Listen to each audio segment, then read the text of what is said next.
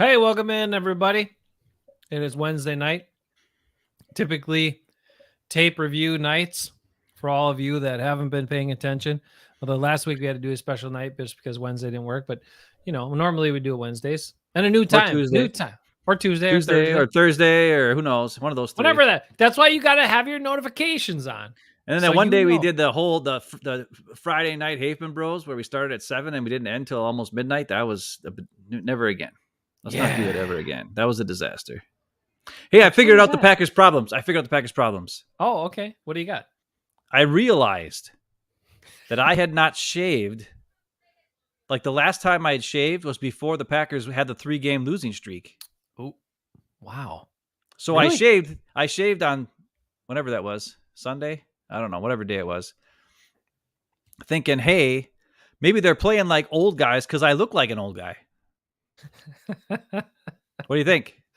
Maybe it'll work. So. Maybe they'll actually beat the Bills. I got to keep shaving. Anybody can beat anybody any week. That's why I don't want people to overreact. If they do beat the Bills, it doesn't magically make everything fixed. And if they lose, it's kind of what you expected. So, let's be like the players always say, and the coaches. We don't want to get too high. We don't want to get too low. We want to, I was actually shocked this week. I listened to the Power Sweep and that one guy, John Meerdink. He's a pretty good guy. Yeah, and he had a show talking about like blowing it up, like at the Pack, like it's already over. Like why even mess around? And I'm like, everybody was saying a bunch. Well, like, not everybody, I was kind of shocked by that. Like, I mean, I know things aren't great, but a lot of it is like drops and like missed blocks and like just dumb crap. Like, yeah, it's not like a terrible throw or something like it's not awful. You know what I mean? It's not like they're so bad like they can't win a game. It looks really bad because there's so many of these different things happening that make it look bad. But I don't know. I was kind of shocked by that because I didn't think that that hadn't even occurred in my mind. They're like, oh, forget it. Let's sell. Let's be sellers. And I'm like, well, who would want any of our players anyway? Number one. Number two, why? We're tied to the hip to this butt monkey for the next 2 years after this. And please, if he keeps, what are we gonna do? He's gonna take a bunch of money. As I told you before, he's playing this year. He's gonna take the contract. He's gonna make his decision after he gets the next year's signing bonus and all that, or whatever it is, whatever he gets, whatever guaranteed money he gets for a second year. He's gonna wait until then. Then he'll retire, and he knows the Packers won't come back and get that money back. So he'll just walk off into the sunset with, $50 million for this year, $40 million for doing nothing, and he can just retire as a first ballot Hall of Famer. I mean, sounds pretty good to me, right? All that extra money for really not doing anything. Well, Bakhtiari's gotten it, so hey, yeah. I guess. And we paid McCarthy $9 million to not coach for the team anymore. So I mean, why not just send Rodgers off with a nice parting gift of $40 million or whatever it is? I don't know. Yeah. I don't know. I'm kind of like, I don't know. I don't think they're that far off, and there's nobody in the NFC that scares me, like besides the Eagles. Maybe Dallas. But they still have McCarthy as their head coach, so I'm not worried about them. And then the 49ers have a whole lot of weapons, but they still got Jimmy Garoppolo throwing the ball. So, hey, guess what? I ain't worried about them that much either. I mean, 7 teams make the playoffs, so it's like, yeah, you wouldn't at 3 and 4. You're certainly not out of it. Now, yes, has it looked bad at times? But you're certainly not out of it.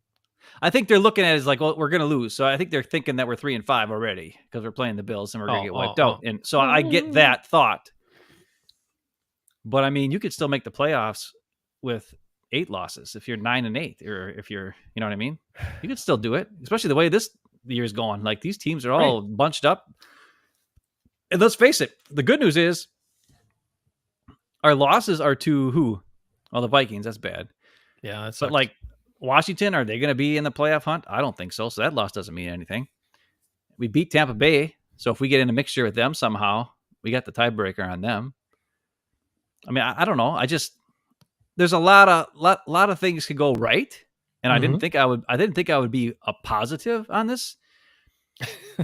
But the reason why I am is because I saw some things on the tape that I was like, okay, like the offensive line change, that's a good move.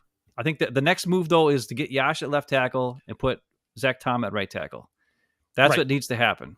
And I know we're going to talk about coaching, and I know a lot of people have talked about coaching, and coaching deserves a lot of the blame for the issues. But that was another coaching thing. Like I don't understand the Packers coaches at times. Did you hear the explanation about so yeah, so what they did was they wanted Jenkins back at his old spot. They That's had fine. That's good. I know, but Runyon had familiarity with Yash. So then they worked and they expected Bakhtiari to be there. So they worked all week with, the week of practice, which what is that even in during the season? What the hell is that? It's some walkthroughs and you're not really practicing. Whatever. Rogers didn't even practice today. So that shows Right. you how important that is. So, but so that's what they did. So they set it up the week leading up to the game in preparation, whatever their preparation is, that it was, that's how they worked it. And then they found out Bakhtiari couldn't go, something with his knee wasn't feeling right, and found out last minute and da da da da. So so they thought it was too disruptive to move Yash over to where he's played all the time when he's played and stick a new kid in there at left tackle, which, what? No, I mean, the thing is, if he's, and guys that have to move around from side to side and flip have talked about this. The footwork's completely opposite. The hand placement is completely opposite. The way guys tack you, it's completely opposite. So it's not the easiest thing to adjust to, even with a week of preparation. So it made a lot more sense to just say, Yash, you're going to play where we always have you play. And Zach Tom, who is in a new spot no matter what the hell is going on, we'll just have him in that one new spot at right tackle. But their reasoning was that they practiced it that week. So that's why they didn't move it. It's not flawed. It's not flawed reasonably. Okay. But now this week coming up, let's change it because we saw that Yash got a bunch of penalties. And I mean, the bottom line is that who played the worst in that game? Jenkins was the worst offensive lineman in this game. I know he was going up against a really good defensive tackle, the first round pick.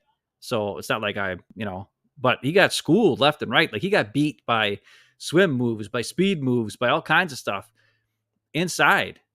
And that caused a couple of times where Rogers like flinched and just chucked it like a ding dong or threw it all over to the flat when there was no reason to if he would have just sat in the pocket for a little bit longer. But he got scared and he was looking at the rush, which makes no sense. They just saw hope. That's another thing I'm thinking is after they watch this tape, maybe Rogers will see that he has more time than he thinks. Like see that he's got a little bit of a better situation. He's got a little bit better cohesive unit in front of him. And he'll be able to sit in the pocket and actually deliver the ball like, Taylor Heineke did. Perfect, awesome passes to covered guys. Like Jair didn't have terrible coverage on that first touchdown or the second touchdown, but that was just a great pass and a great catch. Even the third down conversion at the end of the game, Jair he stuck with them. But guess what? It was a great pass and a perfect catch, and it didn't matter. And that's a throw that Rodgers won't make if a guy's that covered. Well, he makes it if they're covered, but he throws it at their feet so that nobody gets the interception, of course. Not throw it where a guy can actually catch it. Well, we're not going to get into that just yet. I mean, whenever you want to take over or whenever you want to start going into the big issue of the week, that's fine. But apparently some people don't think it's a big issue, and one of them is Matt LaFleur. So whatever. Hey. Just, hey, no big deal. No big deal. Quarterback came out and threw the coaches and the team under the bus. It's crazy. And then on our Friday show, we played all those clips and we played the first clips from Rogers talking about it'll be interesting to hear guys' comments and how we're going to manifest. We got to watch what we say, and we have to watch the energy that we manifest and the energy we're putting out there and blah, blah, blah. He said, who's gonna break ranks? He's like, no one should break ranks. Now, here's the thing that I thought of today. He's the top of the rank, right? That's right. Yeah. He believes he is the top of the rank. Number one. So he doesn't break rank when he speaks up because he's in charge. He owns the team. I've said that a million times, and he does. And he holds them hostage. And it's something that he's done for years. And I've been saying for years. And now, of course, people are finally saying it. Well, guess who said it 3-4 years ago? This guy. Guess who knows stuff? This guy. And I'm sick of it. But I don't want to get into that right now. We're going to be calm. Because Matt LaFleur's calm. I mean, it's just like when you have to teach your kids, you got to be brutally honest. That's no big deal. You just got to be brutally honest with them. You suck, so stop doing that crap. Oh, okay. Matt LaFleur, just, bend over backwards.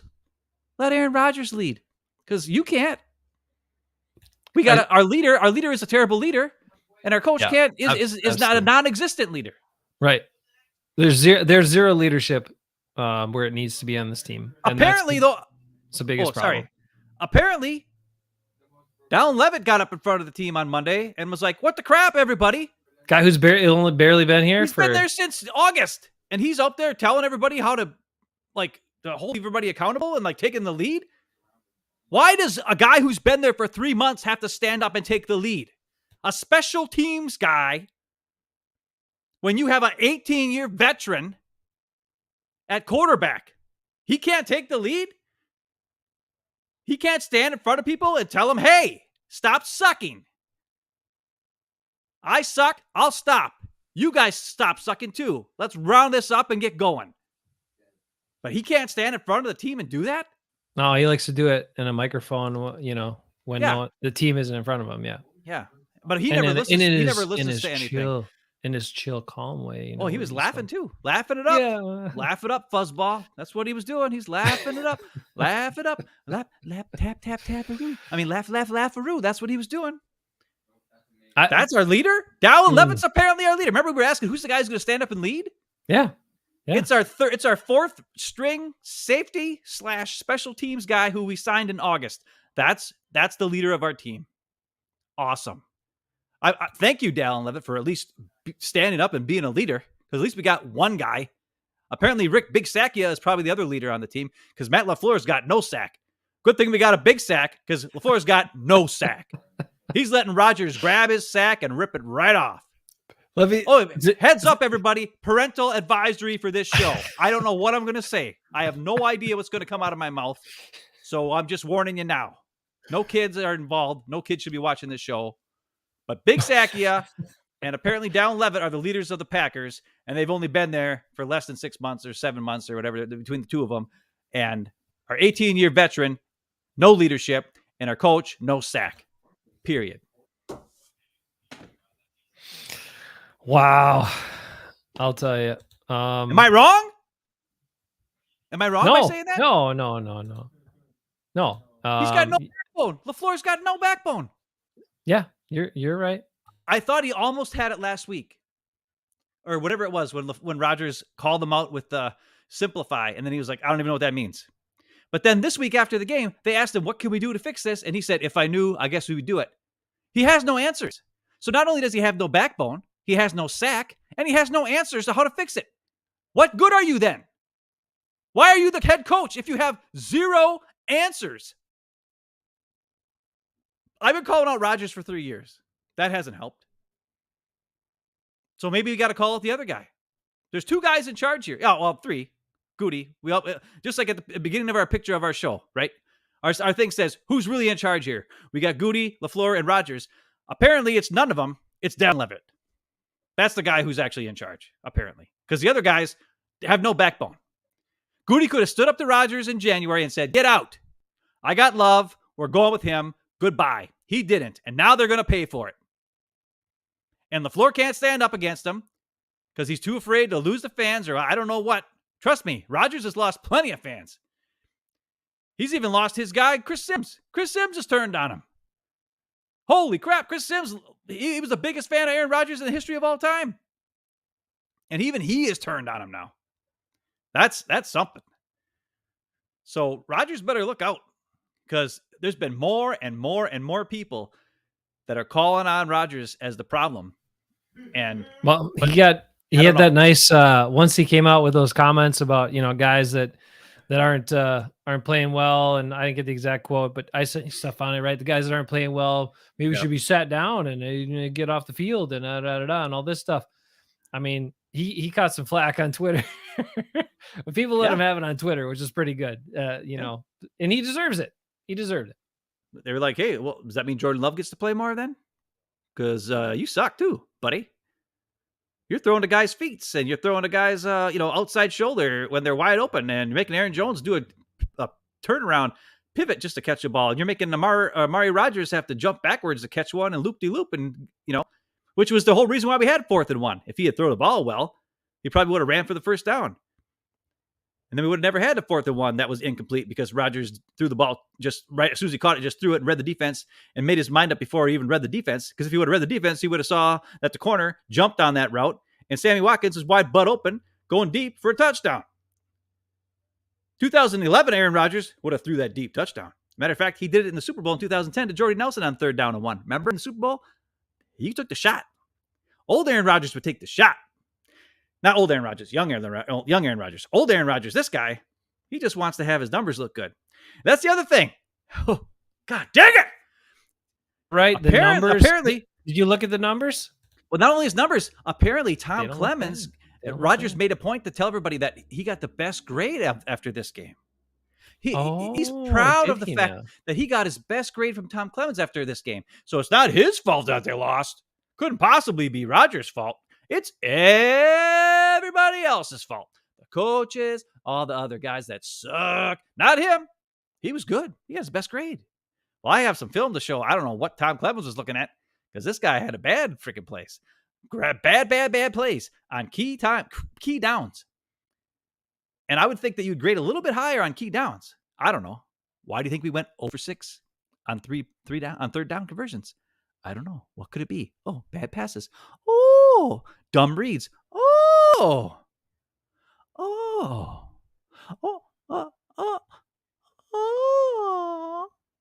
I don't know. But I'm not even mad at Rodgers anymore. I don't even care. I mean, he's a jerk. Fine. I'm more mad at LaFleur. This was the opportunity LaFleur could have stood up and said, I don't know what my quarterback is doing. Me and my coaching staff will decide who plays and who doesn't play. Now, they're wrong. I actually kind of agree with Rodgers. I want to see some more Josiah DeGuara. I want to see some more Amari Rodgers. I want to see way more Aaron Jones. All those guys need to play more. I want to see Rasul Douglas starting with the base defense instead of stupid Stokes. I want to see maybe a little bit more Quay Walker and less Devondre Campbell every now and again. And I want to see Rudy Ford instead of Savage. There are guys that suck, and there are guys who are backups who are better than the guys that suck. So I agree with Rodgers. Those guys need to play. But you don't go and tell McAfee on a show, hey, guys that suck need to step down. And then LaFleur just says, well, I don't think he called anybody out by name. So it's okay. Jesus. What a freaking dingus. All right, I'm done talking. Talk for a while. I was trying to get this thing set up and I'm having a little trouble for whatever reason. Okay, well, keep talking then. No. So if you got videos, we can show videos. Well, I got videos, but I mean, well, I was trying to play this thing for Matt LaFleur, but I don't know why it's not letting me. It's different now. I don't know what the hell happened. I'm just wondering, I'm using a different browser. Well, they'll use a different browser. Use the same browser. I know, that's my fault. I tried to switch to this one. I thought it'd be less finicky, and now it's harder for me to work this. I don't get it. Well, since we're on him, let's just get to it here. You want to do it? Okay, here we go. Let's get to some plays. These are the Aaron Rodgers plays that I'm just so you know too. Like I question the grades on. I'm getting to be speechless too. Like, but here is the thing. Like you pointed it out while you get this stuff logged in or loaded up here. The thing that is the problem is that Rodgers, if you look at his numbers, because I saw a board somebody put on social media right this week. Yeah. I talked about Aaron Rodgers' rankings in the NFC, quarterbacks in the NFC. And he was like first in a couple of categories, fourth in yards and, first and tied for first in touchdowns and blah, blah, blah, blah, blah, blah, blah, blah, blah, all that stuff. Right. And it's mind boggling because his statistics on their face, if you don't watch the game and you just look at the numbers, look at that touchdown to interception ratio, Ben. Pretty good, right? Hang on, I'm not looking at that right now because I'm look at the. I'm not showing you. I'm just saying, like, if you look at the stats, 11 touchdowns to 3 picks, right? Oh, good. Yeah, except for four of those touchdowns are runs. They're not Did passes. you also catch that LaFleur talked about when he was getting grilled about the imbalance Yeah. between rushes and passes? He Yeah. said, "Yeah, they counted a couple of those flips as as passes and not runs. Those are actually runs." But Rodgers, and if you haven't watched closely enough, he actually in those flips to the outside to Jones like steps back quick so he can push it forward just enough to get credit for the pass. I You know. don't think that's intentional? That is not the play design. That is not design what the quarterback is supposed to do. But he's improv that so he can get the credit for the completion and the yards and anything else that happens. So, whatever. It's that's not I'm not making that crap up. Watch a little closer if you haven't noticed it. Yeah. It's annoying and it's frustrating. And also, how many of his touchdowns are less than 4 yards or 3 yards or less this season Well, he's only got of those 3 11? that are longer. Yeah. The one to Tunyon where he got smacked and he caught it and got smacked. The back shoulder to Lazard, and then the one to Jones this last weekend. Everything else is a short touchdown. I think. I could be wrong, but I'm pretty sure. David's here. Sorry, David. We got a little off kilter there. David wants to see personal foul because somebody punched someone in the face. Well, it's not going to be a Packer that punches anybody. That says good call. All right. Packers don't have enough fight to even punch somebody in the face. No. They don't show enough fight or fire. All right, Ben, what do you got here? All right, so here we go. These are just some plays I watched that were bad reads or bad throws or whatever the case is on key downs or situations where we could have had a big play, but our quarterback doesn't take the big play, doesn't read the right guys, doesn't run the play properly, I'm assuming. On this particular play, it's going to be a play action run. You're going to see Tunyon come across in green here. You're going to see the top receiver. I don't know who it is. I think it's Alan Lazard come across to about the 30-yard line over here. So you got 2 crossing routes on a play action play, and you got Dobbs taking this guy out of it, right? And then what happens is Dillon's going to come over like this and then turn around to be kind of like a, if you need to dump it off to somebody. And then Jones is going to doing a wheel route up to the top of the screen. Now, I'm going to ask you a question, Jace. If you were a quarterback and you saw this design on a play action run, where do you think your first read would be? Who do you think the first guy you're looking to be open would be on this play? So I'm faking the handoff here. You're faking the handoff to Dillon, who's going to run and then do a turnaround. So that's definitely not the first guy. You got a wheel route by Jones. You got a crossing route underneath by Tunyon. You got a crossing route on top by Lazard, and you got a deep route to clear everybody out by Dobbs on the bottom. I'd probably look for the short crosser. Yes, you would be coached, I would assume, to look for the short crosser because it's a play action play. So what you're looking for is this outside backer. Okay, see if he's going to bite on that play action pass or the play action run, and if he does, then you move your eyes from him to the safety to see if the deep safety gets pulled deep because our guy is beating the corner on the bottom, right? So that's where you should be looking first. As soon as you do the fake handoff, you look up here to this guy, then you look to this guy. If it's clear, you throw it here, right? If not, then maybe you wait a little bit and then you look here. And then your last look would be Jones. If for some reason the corner bit on Dillon and then Jones sneaks up over here and this safe goes with, or this guy here goes with Lazard, then maybe you could hit Jones on the wheel route, but you also have your safety valve down here and Dillon, right? That's the play design. Our quarterback, our 18-year veteran, his first read is Aaron Jones on the wheel route. I'm not even kidding. His first read, he wants to throw to Aaron Jones on the wheel route, and he looks there right away. And he looks at this corner, and he pump fakes, and he doesn't bite. And then he gets stuck, and then he's got to roll out. And there are 3 open guys on this play. And there's only 4 open guys. There's only 1 covered guy, and it's Aaron Jones. So if he would have just read the play properly, it would have worked out fine. So let's watch it. Here's the play. It's going to happen. There you go. As of right now, if he was looking at things, he would see this flat-footed linebacker. The safety is going deep because he's worried about Dobbs beating his corner on the bottom. And here's where the ball should be thrown. Here's where the ball should be thrown because this guy is not going to get there, right? Throw it here. Or maybe even, because look at this guy. He's actually, I don't know if he's looking. He is kind of looking that way. But it's obvious Lazard is on this route because I showed it to you. So he should know that this is the route. Lazard is not going to go up this way. But he's looking either here for some reason or here. And maybe he thought he could get Lazard right here. I don't know. But this linebacker is here. But look at all the space. Doesn't even look over there. So then he pump fakes. And there's no reason to run out of this pocket, by the way. None. But he starts to escape and get out of here, which just puts him into harm's way. And if you look here, we got a hand up. Lazard is like, hey, I'm open. You look here, this safety's got his back to Dobbs, who's slowed down, and there's nobody anywhere near him. And then down here, you got Tunyon with nobody anywhere near him. If the ball's thrown right now, if he just collects in the pocket and throws the ball to here, or to possibly here, or to possibly here, it's a completed pass for a bunch of yards.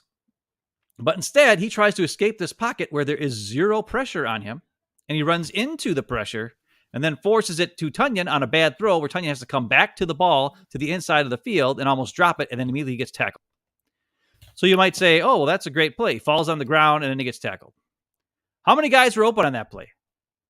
Like the whole damn team was open. Now watch it from this angle. Watch as he goes back. Look where his eyes go. Handoff. Okay, so he looked at the safety for a second. You see that? And now he's back over to this side immediately. He's still looking. He's still looking. He's trying to get Aaron Jones open. He's not open. He's like, crap. Then he runs out of the pocket, and then that guy gets him, and then he throws a bad ball. So he escapes the pocket for no reason. I don't know. What do you think about that? Hold on. I mean, am I out of line for saying that? This can't be the same game because I keep hearing the receivers aren't getting open, or they're.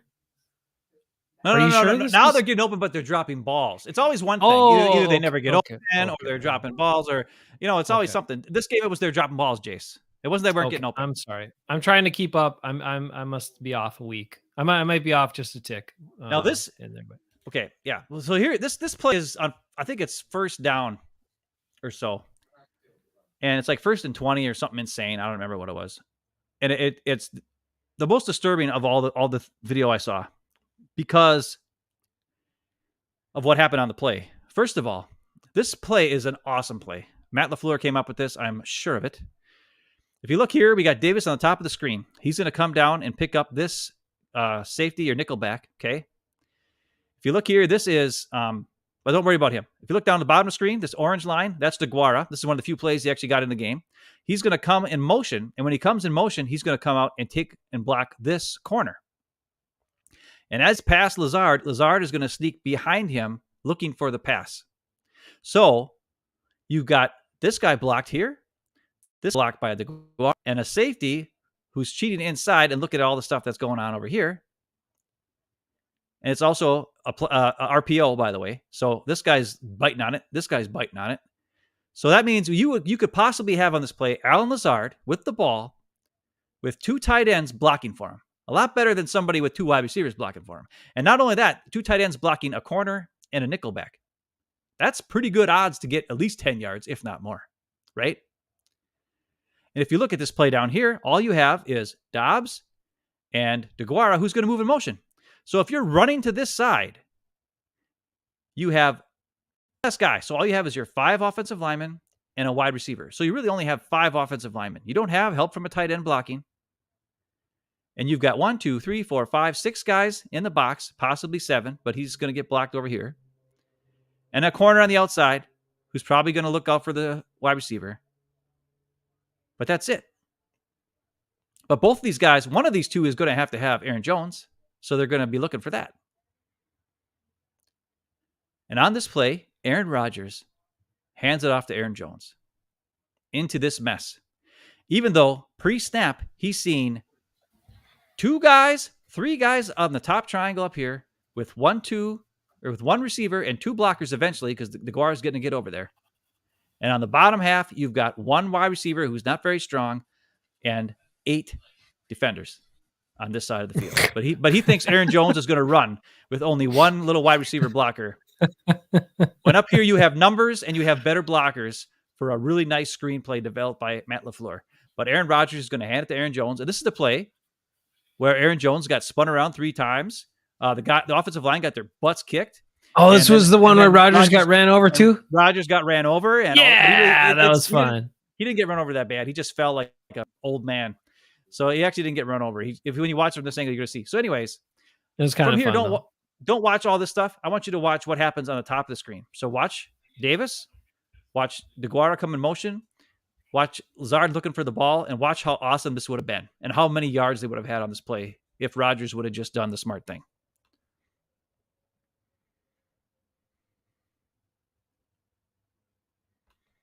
There you go. There would have been a blocker here, and Lazard. You're talking, he could be going 15, 20 yards on this play. Instead, Aaron Jones is getting creamed. Yeah, lots Aaron of space Jones out is getting there. creamed. And Aaron Jones gets out of the tackle, and then Rodgers gets smoked, and then Rodgers over, and he lost yards on the play. So whose fault is that, Aaron Rodgers? Whose fault is that? These guys that don't know what they're doing. Tell you where to go with the ball, right? Am I wrong on that? I don't think I'm wrong.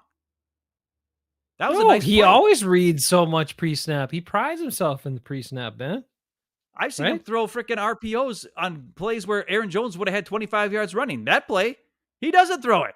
When he's got numbers on the outside with actually 2 good blockers, 2 tight ends who can actually block somebody instead of guys who can't block people, like Tunyon and Lazard who can't block me.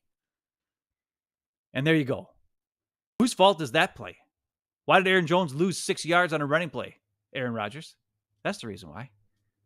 Freaking idiot. Anyways, then there's this play. I don't know.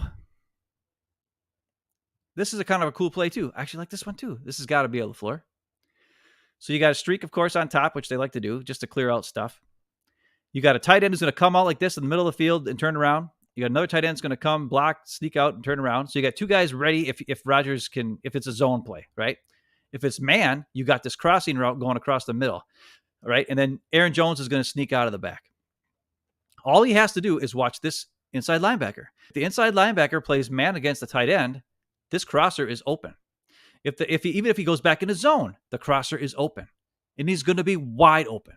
But what happens on this play is this defensive tackle here beats Jenkins and Myers up the middle, but falls down. And as soon as Rodgers sees that they're beat, he dumps it off to Aaron Jones for a -5 pass because he throws a crappy ball, and this linebacker just jumps in and grabs him and tackles him right away. Even though guys are wide open. Okay, so as you see right here, Jenkins, Myers, double teaming. I don't know what Jenkins is doing. They're both beat. Rodgers sees it. Look at this pocket. Look at the pocket. Look at what's going on here. This guy's going to clear out. Right there.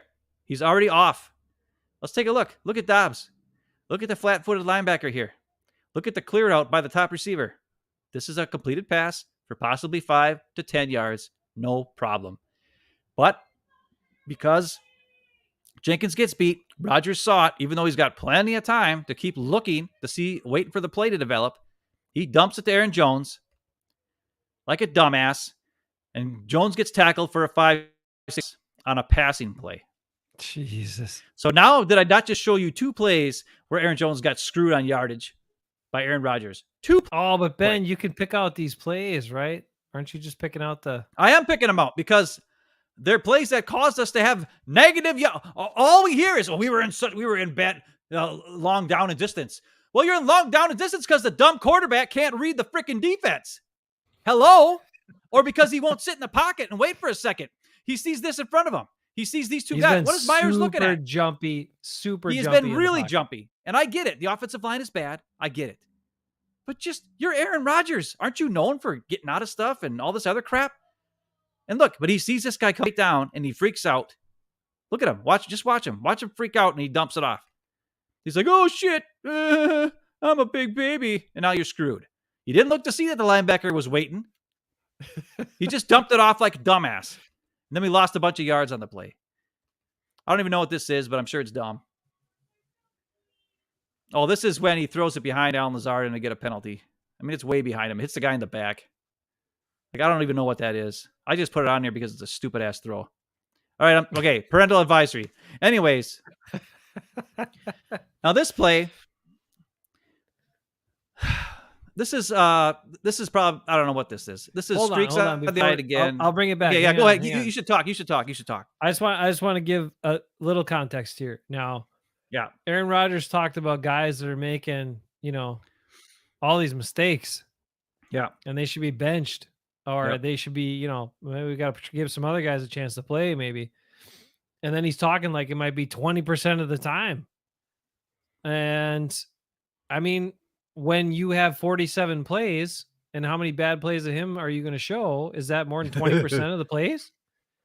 I mean, come on, man. The biggest problem is zero. He wants to talk. He wants to be the first one to talk about accountability. He wants to be the first one to do all, talk about the comments in the media, watching what you say, all these sort of things. And then he's the first one to do it. He is a hypocrite. He's a self-preservationist all the time. That is his number one thing. I must self-preserve myself, my reputation, my status. And that's why he's playing the way he's playing right now in terms of all those short passes. Go ahead and look. Chris Sims had a pass chart again in his breakdown. All you got to do is watch the 8-minute clip with Chris Sims and them talking about the Packers' latest game, and you can see that pass chart. Look at the pass chart. Look where the ball was thrown to. There was like 25, I want to say 25, 24 of the pass attempts from this week's game of like 35 that were 5 yards or less or 6 yards or less. His completions. Are you ready for this? Aaron Rodgers completions are 3.4 air yards. Okay. 3.4 air yards per completion, which means his average is 3 or 4 yards in the air. And that includes, this isn't, and these are completions, of course. If you go per attempt, it's like 6.8. Because he still throws once in a while he'll overthrow some guy deep. Right. Yeah. Yeah, he'll chuck a 60-yarder to make that look better. But otherwise, it's like everything's 2 yards, 3 yards, -6 yards, -8 yards. And there's no reason for it. I'm showing you guys are open. He freaks out. He doesn't sit in the pocket. The 2 plays before in that play action play, he ran into the linebacker or the defensive end. If he would have just sat in the pocket, he would have had 3 guys open to throw to. But then he freaked out there and started running when the pocket was good. Now, some people will say it's because the offensive line is bad, and I get it. They have been bad, no doubt. But we've shown you the last couple of weeks in particular how he has a little bit more time, and normally you would just hang in there for a split second more and you could make that throw. But he is already running out and abandoning the pocket. Number one. Number two, he also understands. Look, guys, he showed us over the years, and especially in the last couple of years, when the heat gets turned up, he is going to put the deflector shields on. He's going to point the finger to protect himself. All right? Aaron first, team comes later. And that's the part that should disturb you as a Packers fan. This man, because right now, if you look at his stats, they're not like, yes, the yards are down because of the short completions, but completion percentage is up. 11 touchdowns, 3 interceptions. Quarterback rating is getting up there again. 99 quarterback rating from this past game. People who don't watch every play, aren't watching the Packers play and watching these games and watching how he plays, are going to look at that stat line and say, oh, 2 touchdowns, no interceptions, pretty good completion percentage, 99 quarterback rating. That's a pretty good game by that guy. Yeah, he should have the best grade. Wow. I mean, the team was terrible, but look, he was pretty good. Well, his grade FF was not the best grade. No, because they factor in all the stuff. But when you look at when you're just a casual, when you're a fan of another team or you're an NFL fan and you're not watching the Packers games closely and you're just maybe seeing some of the highlights and whatnot, and you look at the stat line, because that's what a lot of fans will do, that's what you're going to think. And it's mythical. It's a myth. It's misleading. It is not reality. But then you see those numbers, you see that stuff, and then you hear the quarterback comments about how everybody else is the problem, and this is wrong, and that's wrong, and the offense, and the offensive line, and the backs, and the receivers, and these guys need to sit down, and the coaches aren't making the right decisions, and again, Ben and I agree, in some cases the coaches aren't, but all of that blame is elsewhere, and that's also a big problem, and especially when that guy's supposed to be your leader. And don't even try to think that this is not impacting the locker room. It is. It's impacting the locker room. It's impacting the bonds of the team. I don't It's know, man. impacting all of it. So you want this team to come together and try to salvage stuff? And they can. The pieces are there. The approach is there. If they put the right players on the field with the right approach, run the right plays, have the energy, they have the ability to turn the season around. But right now, there's a big wedge thrown in there, and it's by him. So more plays. Okay, I just want to say something on this play. This happens a lot in the Packer offense. I don't know if it's LaFleur or if it's Rodgers, where they do these mirror concepts on both sides with like a streak and then an out route, or in this case, it's a streak and two flat routes.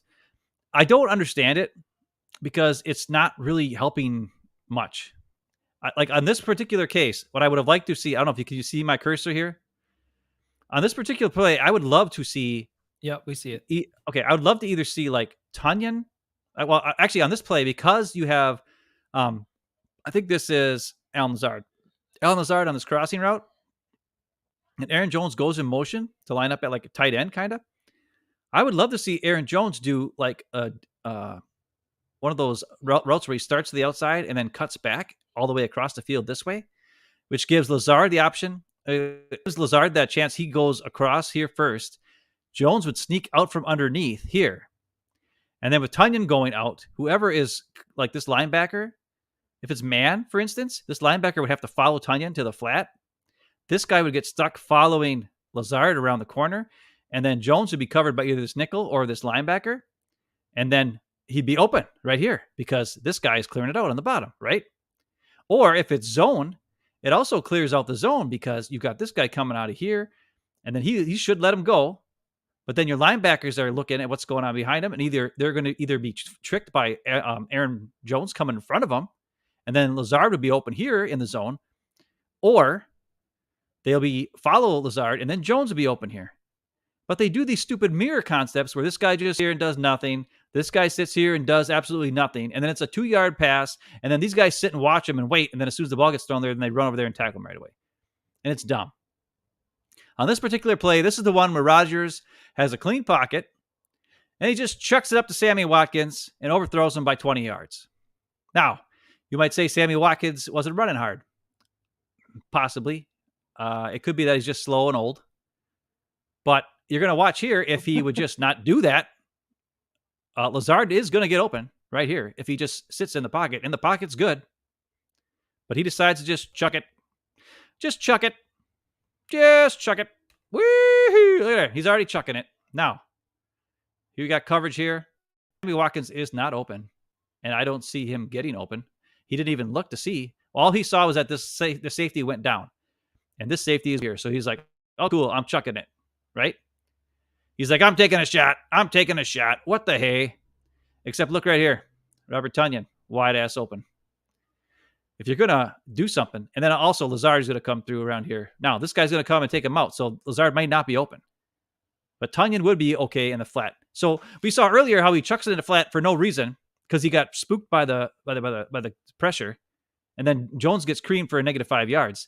Now he's got a good pass protection, and he should look to the flat or at least wait a little bit. And even though Sammy Watkins is definitely not open, he's just going to do the chuck it, and he throws it. Where is it? It lands at like 5-10 yards ahead of him. I mean, what the hell is that? It's the wasted play. It's a wasted play. Yeah, Tunyon, there's nobody. I mean, oh my God. That is a play where you have all those defenders running deep with those guys. That flat that's the time to throw the flat. He throws the flat when the linebacker's sitting right on the flat, but that's the time to throw the flat because you can actually get a run after the catch and probably first down. And instead, he'll just chuck it up. And that's making a lot of he's making a lot of bad decisions. And on top of bad throws, I think his decisions have been almost worse than his throws. And that's saying something. And this is just a quick chuck, and he's covered and nobody else is really open, but it's behind him and the poor guy gets screwed. Now, this is the play I really want to talk about. Because I've been hearing about how Romeo Doubs shot that one that is at his feet and blah, blah, blah, and all this kind of crap. The first down is right here, this red line. Okay. This is a great play. Matt LaFleur come up with another good one. You got this scissor concept on the top of the screen between the two receivers. And what it's going to do is put a lot of confusion on all these guys, mess up the man coverage, and move everybody back. And they get a little messed up. And you're going to watch Dobbs kind of bump into a guy and then just sit here for the first down. And there's not anybody near him for like 5 yards. But the other thing that's even better is down at the bottom of the screen, you're going to see one linebacker and another linebacker or a safety over here. Okay. They're covering Big Dog and Jones. Big Dog's going to come off the line of scrimmage, run into this dude, and just take him out of it. And then Jones is going to do this cool little angle route, sneaking out of the backfield. And there's going to be nobody here. And it would have been awesome. This is where he should have threw the ball. But even if he would have threw a good pass, it would have been a first down. But of course, he threw it low and inside, even though I'm going to show you that Dobbs is just sitting there waiting for the ball. Right there. Here's our coverage. They're all back here. That's Dobbs, open. That's open. There's the first down marker. He's right at the first down marker, ready to go. Rodgers sees him. He's open. And then down here, Aaron Jones is, look at this. Big Dog does a great job. He takes both these guys out. Aaron Jones is open too. This is where the ball should have, but if it goes to Aaron Jones, he's already moving in motion. This is like a touch. This would be a touchdown. Aaron Jones would be like gone. Or at least maybe the safety might catch him or something. But he would be just gone. But instead, it's fine. He's open. But Dobbs is just sitting there stationary 10 yards away. Maybe if you do your angle and your hypotenuse and whatever, all the math geometry crap, fine. It's a 15-yard pass in the air that Rodgers throws at his feet, and he drops it. But let me ask you a question. If you were that wide open, sitting there waiting for the first, with your hands up ready for the ball, you think he would have missed you? Aaron Rodgers, you think Aaron Rodgers would have missed you by that much? Do you think Aaron Rodgers, the greatest thrower of the football, would have missed you by that much? I don't think so. No, you're certainly not expecting that. You're certainly not expecting the ball way the hell down there.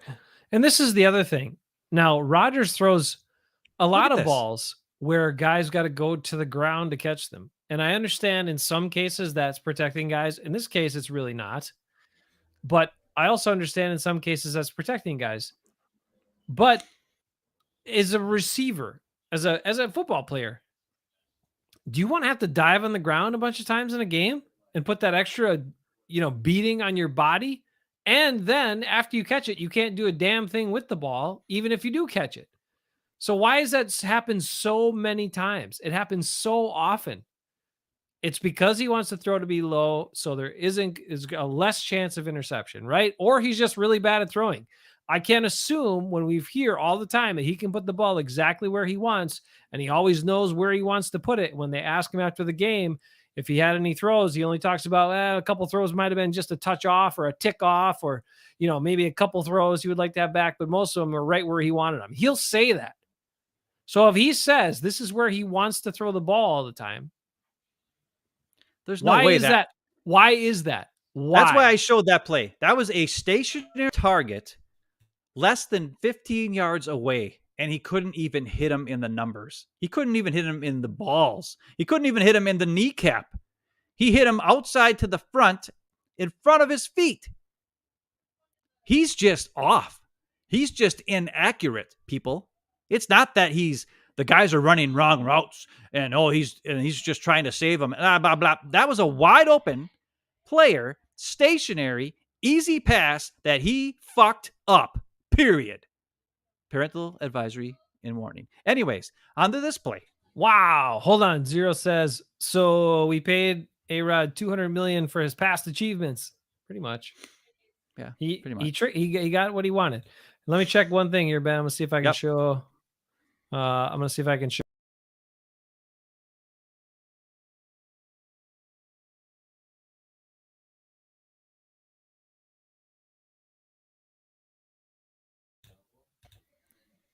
I was just showing the passing chart here real quick. It's our new screensaver. So passing chart from this last game. Oh, awesome. Yeah. All right. Well, I Continue. can't Hey, see it, Lee's so. here. Lee, how you doing? How you doing? All right, on this play, you're going to see this linebacker's going to drop back, and Dobbs comes up, puts his hands up. This would be probably a first down at least. Maybe I'm smack him. I don't know. Rodgers chooses to throw to Amari Rodgers way behind him, and Amari Rodgers got to do a pirouette ballet move to catch it and then fall for 1 yard. And almost, it would have been a good pass. And or if he would have threw here to Dobbs, it would have been a first down. But, it's Aaron Rodgers. There you go. Dobbs is open. There's nobody here. Why is that ball not out? Throw it right here. But he's deciding he's going to Amari Rodgers over here, which is fine because this guy's leaving. I mean, it's not a bad pass. I mean, it's not a bad decision. But it's a bad pass. It's a bad pass. I don't know where he's throwing this ball. He's throwing it behind Amari Rodgers. He's throwing it far enough, safely away from that linebacker. Well, maybe Amari shouldn't have cut to the inside. Maybe he thought Amari should have went straight more. And if he would have, he probably would have got the first down. Easy. So I don't blame him. I mean, I don't know. Maybe it's a bad pass. Maybe it's a bad route by Amari Rodgers. I don't know. Still a really good catch. But it's a great catch. And he almost gets the first down, like 1 inch away. Yep. Dobbs is wide open. Right here. Yeah, throw to Dobbs. What are you doing? Why is it even here's the passing lane? And Dobbs has nobody here. He's got the safety behind him. But that guy's the safety. That guy's not as close as the backer was to Amari Rodgers. So again, it's another decision thing. And this is the fourth down play. First of all, of course, it's 4th and 1. I don't know why the hell we're not running AJ Dillon up the gut, but that's besides the point. I've heard a lot of people complain that Sammy Watkins didn't block anybody. Heads up, everybody. If the ball is in the air, or before the ball is thrown, and then if the ball is in the air, if Sammy Watkins blocks this player, it's a penalty. So he can't block him. I know we do a lot of RPOs, and it looks like a guy can block for him and all this other kind of crap. They cut it close a lot, and they get away with it quite a bit. And on a 4th and 1 with the game on the line, the officials may actually call that because they've called it on Randall Cobb a couple times in the past years, not this, but in past years. But the bottom line is this. When you're the quarterback, you should never make up your mind what you're going to do before the play even starts. And that's what Rodgers does. As soon as he catches this ball, he chucks it to the flat. Even though the corner jumps it, you're going to see Amari Rodgers wide open turn around here. And worst of all, you're going to see Sammy Watkins streaking down the field with nobody anywhere near him because this guy jumps the route. Because they know, hey, they're going to pass the ball 2-yard pass. I am about 99% sure. And if I'm wrong, I'll take the hit because that's all they've done all game. And there's one more thing I want to look at when we watch these guys turn around. So the ball is in the air right here. And the thing I like about this is look at Amari Rodgers. Look where his hands are. He turned around ready for the pass if it should come to him. Look at Dobbs. His hands are at his sides, not ready for the pass, even though the ball is on its way to him and it's practically almost there. But his hands aren't up. If his hands were up ready for the pass, I think that would have been a catch no matter how hard this guy hit him. And then also, jump the route. Sammy Watkins, nobody. Touchdown. This was Aaron Rodgers 2010. That's a Jordy Nelson touchdown in the Super Bowl. Also, zero pressure on Rodgers on this play. Yeah, I mean, he threw it within a second. Yep, did not there's nobody even close to him. Did not need to get the ball out that quick. But the other thing, there's a lot of things wrong with this play. So it was a decision made by the quarterback before the snap. Mm-hmm. Your receiver's hands aren't up ready for the pass. Where here you see a guy who is ready for the pass. So I don't like this. Dobbs, get your hands up ready for the pass. I don't care if you think you're a great catcher of the ball. Sterling Sharp always had his hands up ready for the pass. I know Devontae Adams would wait till the last second, and sometimes, you know what? He dropped them. Heads up. But Amari Rodgers, I like his form here. I like what he's doing. He would be ready. If this ball was on him, that would be a catch. This guy would hit him. It would be a completed catch and a first down. But because Dobbs is not prepared and ready, he bobbles it. And that's the end of the game, folks. That's how we lose. But look at throw it. Doesn't read the defense. I don't know what he's looking at. That was a premeditated throw. So those are all the plays I saw in the game that were passing plays where I'm just like, hey, if you're going to call out guys, maybe call yourself out. We watched him be jumping in the pocket. We watched him not stick with receivers when they're open. We watched him not read the defense before the snap and read your numbers to see where to go with the ball. Then we watched him pre-snap decide to just throw the ball for no reason. I don't know why. And then not read the defense after the snap. This guy in the league for 18 years. How does he not know these things? How is he not able to read the defense? I don't know if anybody remembers quarterback ranking beginning of the year in August. I gave Aaron Rodgers a read the defense before the play a 3. And I gave him a read the defense after the play a 1 on a scale of 1 to 5. I'm changing it. I'm giving him a 1 for read the defense before the play, and I'm giving a 0 for read the defense after the play. He is now worse than Baker Mayfield at reading the defense. And that's pretty bad because Baker Mayfield's not very good at that. So heads up. Lee's wondering all the short passes. Let's see. I think I have it. Let me see what I got here, Lee. Can you get rid of us and bring it up or what? Oh, let me see. I gotta see what's going on here. Let me get rid of that for a second. Slides. I shouldn't have switched my browser because it's all wonky on me here. I don't get it. What did I do? Oh, here we go. Let's do that. Maybe. No, that's not what I want. Oh, unless I go like this. Is that better? I don't know. Let's see. I'm trying to get it for you, everybody. I apologize. I shouldn't have switched my browser. Yep, my mistake. Dang, I was trying to make things better, but I made it worse. Look at that. Shocking. Do you want to go to negative plays or positive plays? Well, look, man. I don't even know. This was just like the play was bad. The play of the quarterback. And there are a lot of people ask questions about Rodgers. Is he, Zero's here. Hey, Zero, how you doing? He talks about his A-Rod in over his head. He's not used to having this much pressure on him. Well, according to him, he's just so cool and he's the man for the job and he's never flustered and I don't know. I mean, he's not a great teammate. He's worse than not a great teammate. He's a terrible teammate and he's a terrible leader. And he's the guy that everyone has to look to because that's the way it's structured. I'm going to say this. We talked about coaching before, and I want to put more of this, all of this situation and this Aaron Rodgers monster is on the coaches.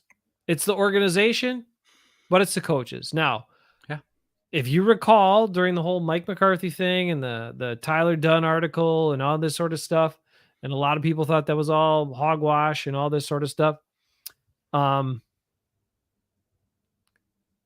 People thought, oh, well, that can't be true. And then Rodgers came out and spoke against it and said how those things were never said to him. Mark Murphy never told him, don't be the problem. And, all these other things, right? And then they all backed off.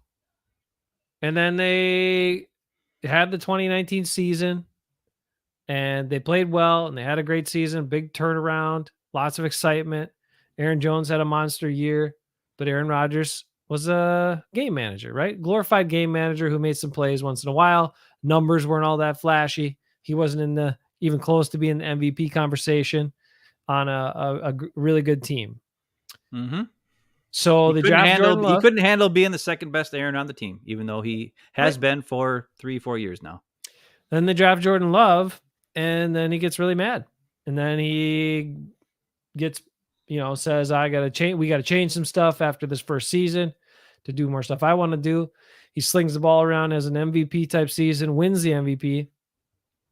And then that was kind of his big comeback, his big response to all that stuff. But then it was the Packers' decision to figure something out. And they let him go again. We had the situation where last year, I know he got worse last year. It got even worse last year. Right. But why did he, why was he effective last year? Right. He went even more away from the offense and more towards, I'm just going to, Devontae and I know what we're doing on this play. The offensive line doesn't know. The running backs don't know. Nobody else knows, but Devontae and I know what we're doing on this play. And I'm just going to throw it to him. We're going to get first downs and gain yards. And that's the way they had a lot of offensive plays and success last season. But the coaches allowed that to happen. The coaches allowed that. And that is on them. Yes. What if they called plays and Rodgers just looked at Devontae and gave him the winky and then they just did the Devontae? I'm not 170 saying. times in one season because they got I 170 know. I targets. know that's what happened. I'm sure that the coaches Well, didn't what call can the those coach plays. do if he calls a play and the You quarterback just does whatever the fart he wants? you stand up to him. You have to. But And the they're winning. organization has to. And then They're winning. you had this offseason. I don't care. You had this offseason, and Hey, that was the LaFleur said last today. try. That was the last chance. LaFleur said today that winning covers up a lot of problems, and maybe the problems might have been there the whole time, and now we're losing the games, and now we have to address the problems. And I'm like, address the problems a long time ago, dingus. Yeah. But now he's in over his head. It's Right. LaFleur who's in over his head. He can't get out of this. But What's he gonna do? I blame the coaches just as much as Rodgers because they allowed this basically this dismantling of an offense Yeah, to make everything about him, how he wants to do it. They allowed that to happen. And It's- isn't it's that what got Mike crazy. McCarthy fired in the first place? yeah. So McCarthy got fired because Rodgers did whatever. Rodgers threw the ball away 50 some times that year on third down because he was just like, nobody's open. I'll just chuck it. And then he didn't care if they didn't score any points and they only won 4 games. He didn't care because he wasn't greatest touchdown to interception ratio of all time that season, Ben. Yeah, well, that doesn't hurt you. Incompletions don't hurt you that bad. 26-2. It's picks that hurt you. Yeah. So anyway, that's why you should be mad. That's why I'm mad at the coaches because they allowed that to happen, and now we're stuck with this. Now we're stuck with not running an offense, the quarterback who wants to play his way, and nobody else knows how to play his way. But then he thinks everybody else is wrong because they don't know what he wants to do. And he took a 6-month vacation because he sucks. And they gave him all the big fat contract and money and guaranteed 150 million guaranteed. I don't know if the 150 was guaranteed. I think it was just 150 total. I read it was 150 million guaranteed money. That's what I heard. Yeah, I don't know. Maybe it's a bad source, but let's share this. I got 5 plays here. They're Aaron Jones plays. Let's watch them. Let's make us happy. Aaron Jones is great. This is my Aaron Jones run of the week. Amazing run. I don't even know how he got through this mess to get a first down or close to first down. I can't remember. I think he got a first down. He is what you call amazing. Are you showing it? Yes. Hello? Okay, here we go. Yeah, sorry, I just muted. Yeah. Let's watch Aaron Jones. Here he goes.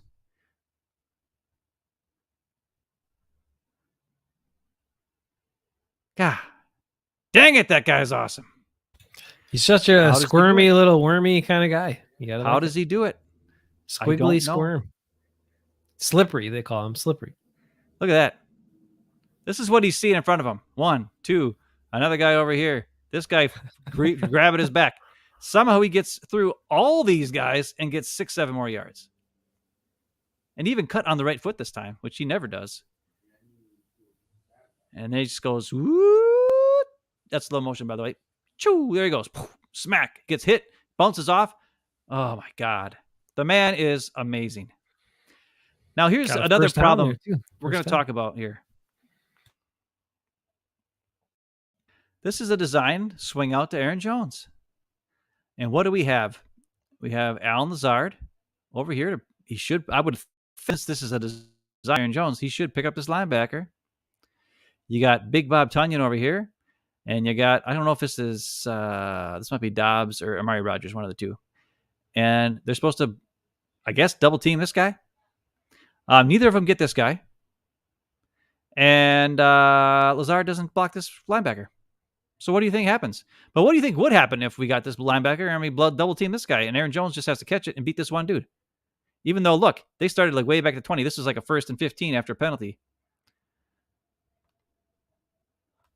There you go. That's what should happen. Double team here, single block here, just beat this guy, get the first down. Aaron Jones wiggle, wiggle, wiggle, wiggle, wiggle, gone. Right? Awesome play. That should be a really good play. But here's what really happens. Rodgers throws a crappy-ass ball. Jones has got to spin around 3 times to catch it over here. Neither of these two guys block this guy. He sneaks right through. Jones makes him miss. Amari Rodgers gets up front and actually blocks this guy.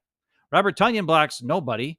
Lazard just turns around like he's waiting for a pass. It doesn't touch the linebacker for reasons I don't know, even though the ball is already gone. This is obviously a sweat that everybody should be just blocking for. Doesn't happen. And now you're going to see a crappy ball. Aaron Jones has to catch it, make that guy miss, make that guy miss. He still gets 10 yards. That should have been a huge play. But when your quarterback throws like crap, the guys on the outside can't block worth a shit, and your wide receiver doesn't block the linebacker, this poor guy's got to do it all by himself. And we've been watching this for years. Why is that ball so bad? Why is it so far off? Now let's watch this play. Jesus. This is the second play of the game. You had both of these guys lined up in the backfield, Jones and Dillon. Dillon runs out to this side. Jones runs out to this side. So you have Aaron Jones against a corner and a corner. And then you've got Tonyan coming out the block, Lazard coming out the block. All they have to do is just get a block. Can you just block one guy, please? Just one guy. But we've been seeing this for 3 years now. Tonyan and Lazard cannot block in space. Everybody says how great Lazard is at blocking. Look at that. Neither of them block anybody. His guy. Lazard misses his guy. Zach Thomas coming out here to try to help. But it's too late. These guys are both through. If at least one of them would have got somebody, maybe Jones could have got this and gone somewhere. But it's too late, everybody. Our blocking's terrible. And let's take a look. What do you think would have happened here? This poor guy would have got caught in the wash with all his offensive linemen. Maybe this guy back here would have got ahead of Jones. Doubt it. Jones would have ran right off of here. Got a nice block here. Nice block here. Gone. Gone! Huge gain. Crappy little 2-yard pass by Aaron Jones, but it would have looked really good on the stat sheet for by Aaron Rodgers. Would have looked really good by Aaron Rodgers on the stat sheet, but it would have been all Aaron Jones. And good blocking. Good blocking. MVS would have made this block, by the way. Heads up. Just saying. Also, I think DeGuara would have made this block. I'm sick of Lazard and I'm sick of Tonyan. They can't freaking run after the catch. They can't block anybody. They're costing us big, huge plays because they suck. They never block anybody. It's terrible. And they need to not be out there. When Rodgers is talking about guys messing up, those are the guys messing up. His two buddies. Tonyan, Lazard. And the next play is a big dog. Just as a quick side note, did you happen to see how happy MVS looked after the Chiefs game? Well, he had a lot of catches and a lot of yards. I think he only had 3 catches for 111 yards. Well, he had a lot of yards, I'll tell you that. He had 5 targets, 3 catches for 111 yards. But then they were interviewing Mahomes after the game, and Kelsey stopped by and MVS stopped by, and he just looked like happy. He looked like he was having fun. And I feel I'm happy for him. I'm winning. Happy for the dude. I know. They're winning, and he's doing what he is asked to in that offense, and he doesn't have a guy like shunning him if he drops a ball, or Mahomes will just sling it back to him. He don't care. Mm-hmm. He knows he'll get the next one. So on this play, you're going to watch Zach Tom. He's going to roll out, and he's going to take care of this corner. You're going to watch Lazard come in and actually take on this linebacker, and he does a good job this time, so I'll give Lazard some credit for this one. You're going to see Jenkins come up, take out this guy, and you're going to see Josh Myers, who's going to pull and try to block a corner or something. This safety is going to come down, and he's going to be right about here. And if Myers can just get his block, Aaron Jones is gone. The last line of jumps. So Jones would have been gone for an 80-yard touchdown, 75-yard touchdown. That's a big if, Ben. Big if. Well, here's the thing. I don't know why they keep having Myers do the pulling and then blocking small guys, because he's too tall. He's too big, and he's not athletic enough to get down low. Like, guys who understand leverage, like, Lucas Patrick, would get low enough to get on a safety and block him. And you're going to watch how Myers doesn't get low enough, and that's the problem. Now, you're not going to see it from this angle, but from the other angle, you're going to watch and how he's not going to get low enough. Now, you're also going to watch Big Dog miss his block after a while. He lets go, but luckily Jones is already kind of through. But if you look here, Lazard is taking on this guy. Actually, Lazard kind of blocks 2 guys. So actually does good on this play. You see Zach Tom coming out. He's going to take care of this corner. Does a good job blocking him in space. If you look here, Big Dog is already losing his block, and Myers, all he has to do is just sit on this guy. But he totally whiffs and falls on his face, and then Jones has got to try to avoid him and the tackler, and that's just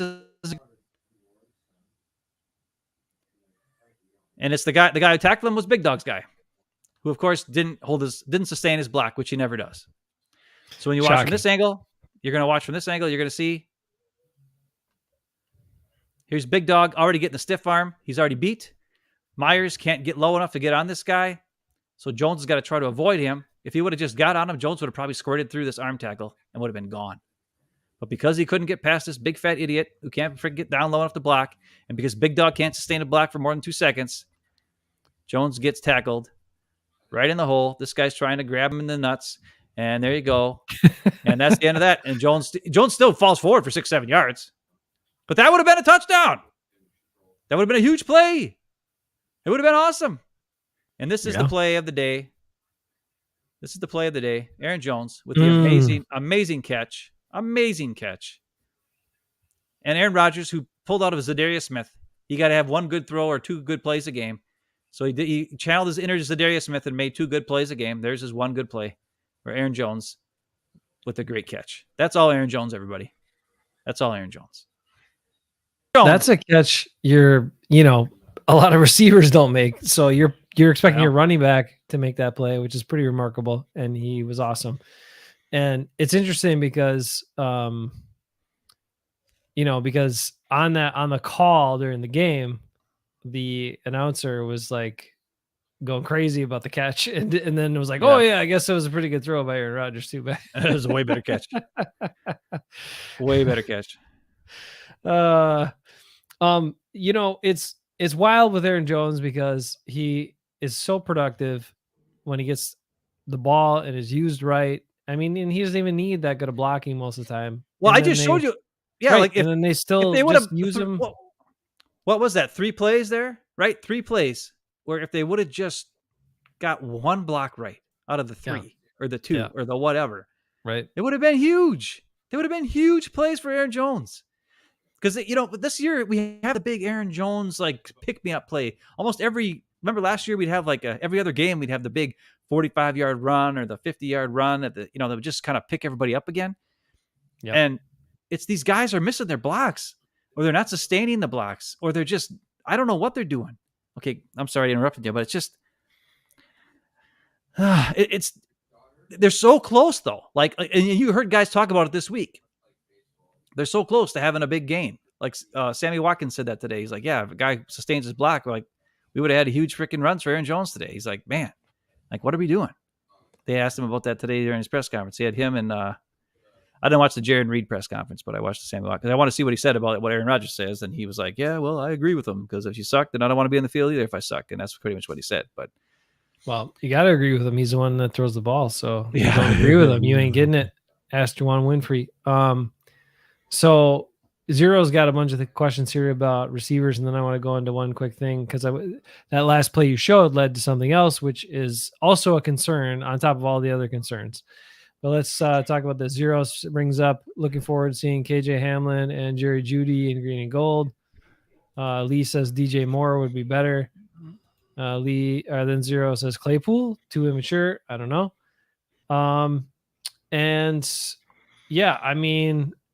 Wildman says they haven't seen good blocking by the offensive line in any game yet. Although, I don't know, Dad, they did okay. I don't know, Dad. A couple of games here. This one, Zach Tom, and you know what? Runyon Bunyan, those 2 guys were pretty dang solid in this game. Really, really good. I'll just say that. And Rodgers has more time than he realizes most plays. Yes, that's the thing. He's jumpy and throwing the ball too early and running around and getting. He's looking like Tom Brady out there. He's looking like Zach Wilson. Okay, Zach Wilson is runs into sacks. There's nobody around him. It's a clean pocket, and it's all jumpy and runs into a sack. And you're like, dude, just stay in there and throw the ball or run where the guys aren't. It's just doesn't make any sense. Zero points this out. Now, before we go into this concerning thing, Aaron Jones is so good. We don't need a Hall of Fame quarterback to throw the ball. If Jordan Love started every game, we're 5-2. I would say this: if Jordan Love started every game, we certainly wouldn't have a worse record right now. I believe would at least be 3-4, even if Jordan Love was starting every single game this season. I think we'd be. I think we'd be missing 1. We might be better because that Jets game, Aaron Rodgers was terrible in that Jets game. Absolutely terrible. He was better in this one, but he was hold on. Terrible. Let's show his. We're gonna make us disappear so you can see his pass chart again here from this game. Real quick look at the pass chart for Aaron Rodgers.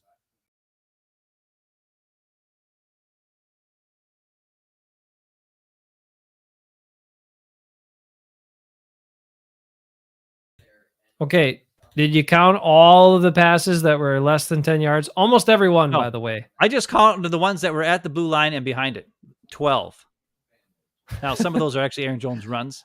There's Heads like up. 26 passes that were 6 yards or less, or 24 that were 6 yards or less, and then 1, 2, 3, 4, 5, 6, 6 more that were about 10 yards or less. There's only like 3 balls thrown more than 10 yards. I don't know. Is that what you pay 50 million? I mean, any NFL competent NFL quarterback or backup could throw the ball that distance that many times. Yeah.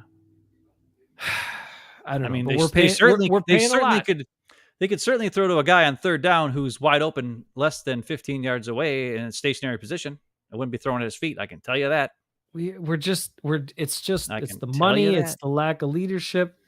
I mean, look at some of these guys that come in and like rally their teams. Cooper Rush, for crying out loud, won some games with the Cowboys. That guy's not any good, but he came in and did okay, did what he could. You know, Taylor Heineke. Jesus, man. The guy just he brings something, right?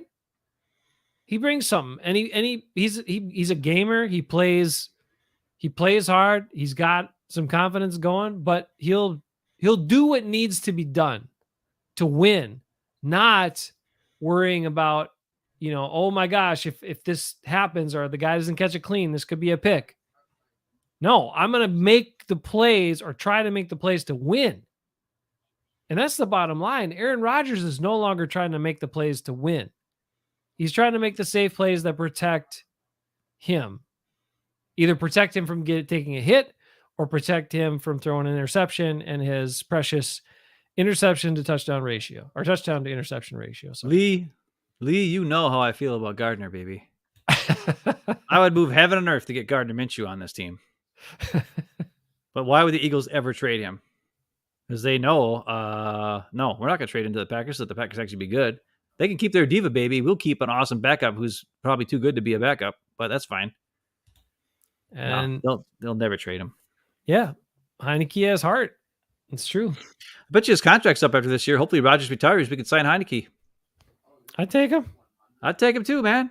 Let's roll, Apparently man. he grew up a Packer fan. That's all they kept saying during the thing. Right. Bring him home to his favorite team, baby. I'll take him. We counted 16 at 2 yards or shorter. Holy moly.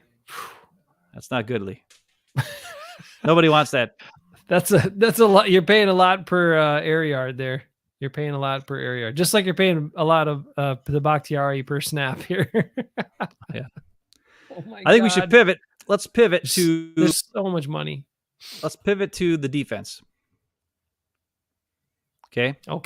Another big paid guy. He got beat a lot. He didn't have too bad a coverage sometimes, but he still got beat.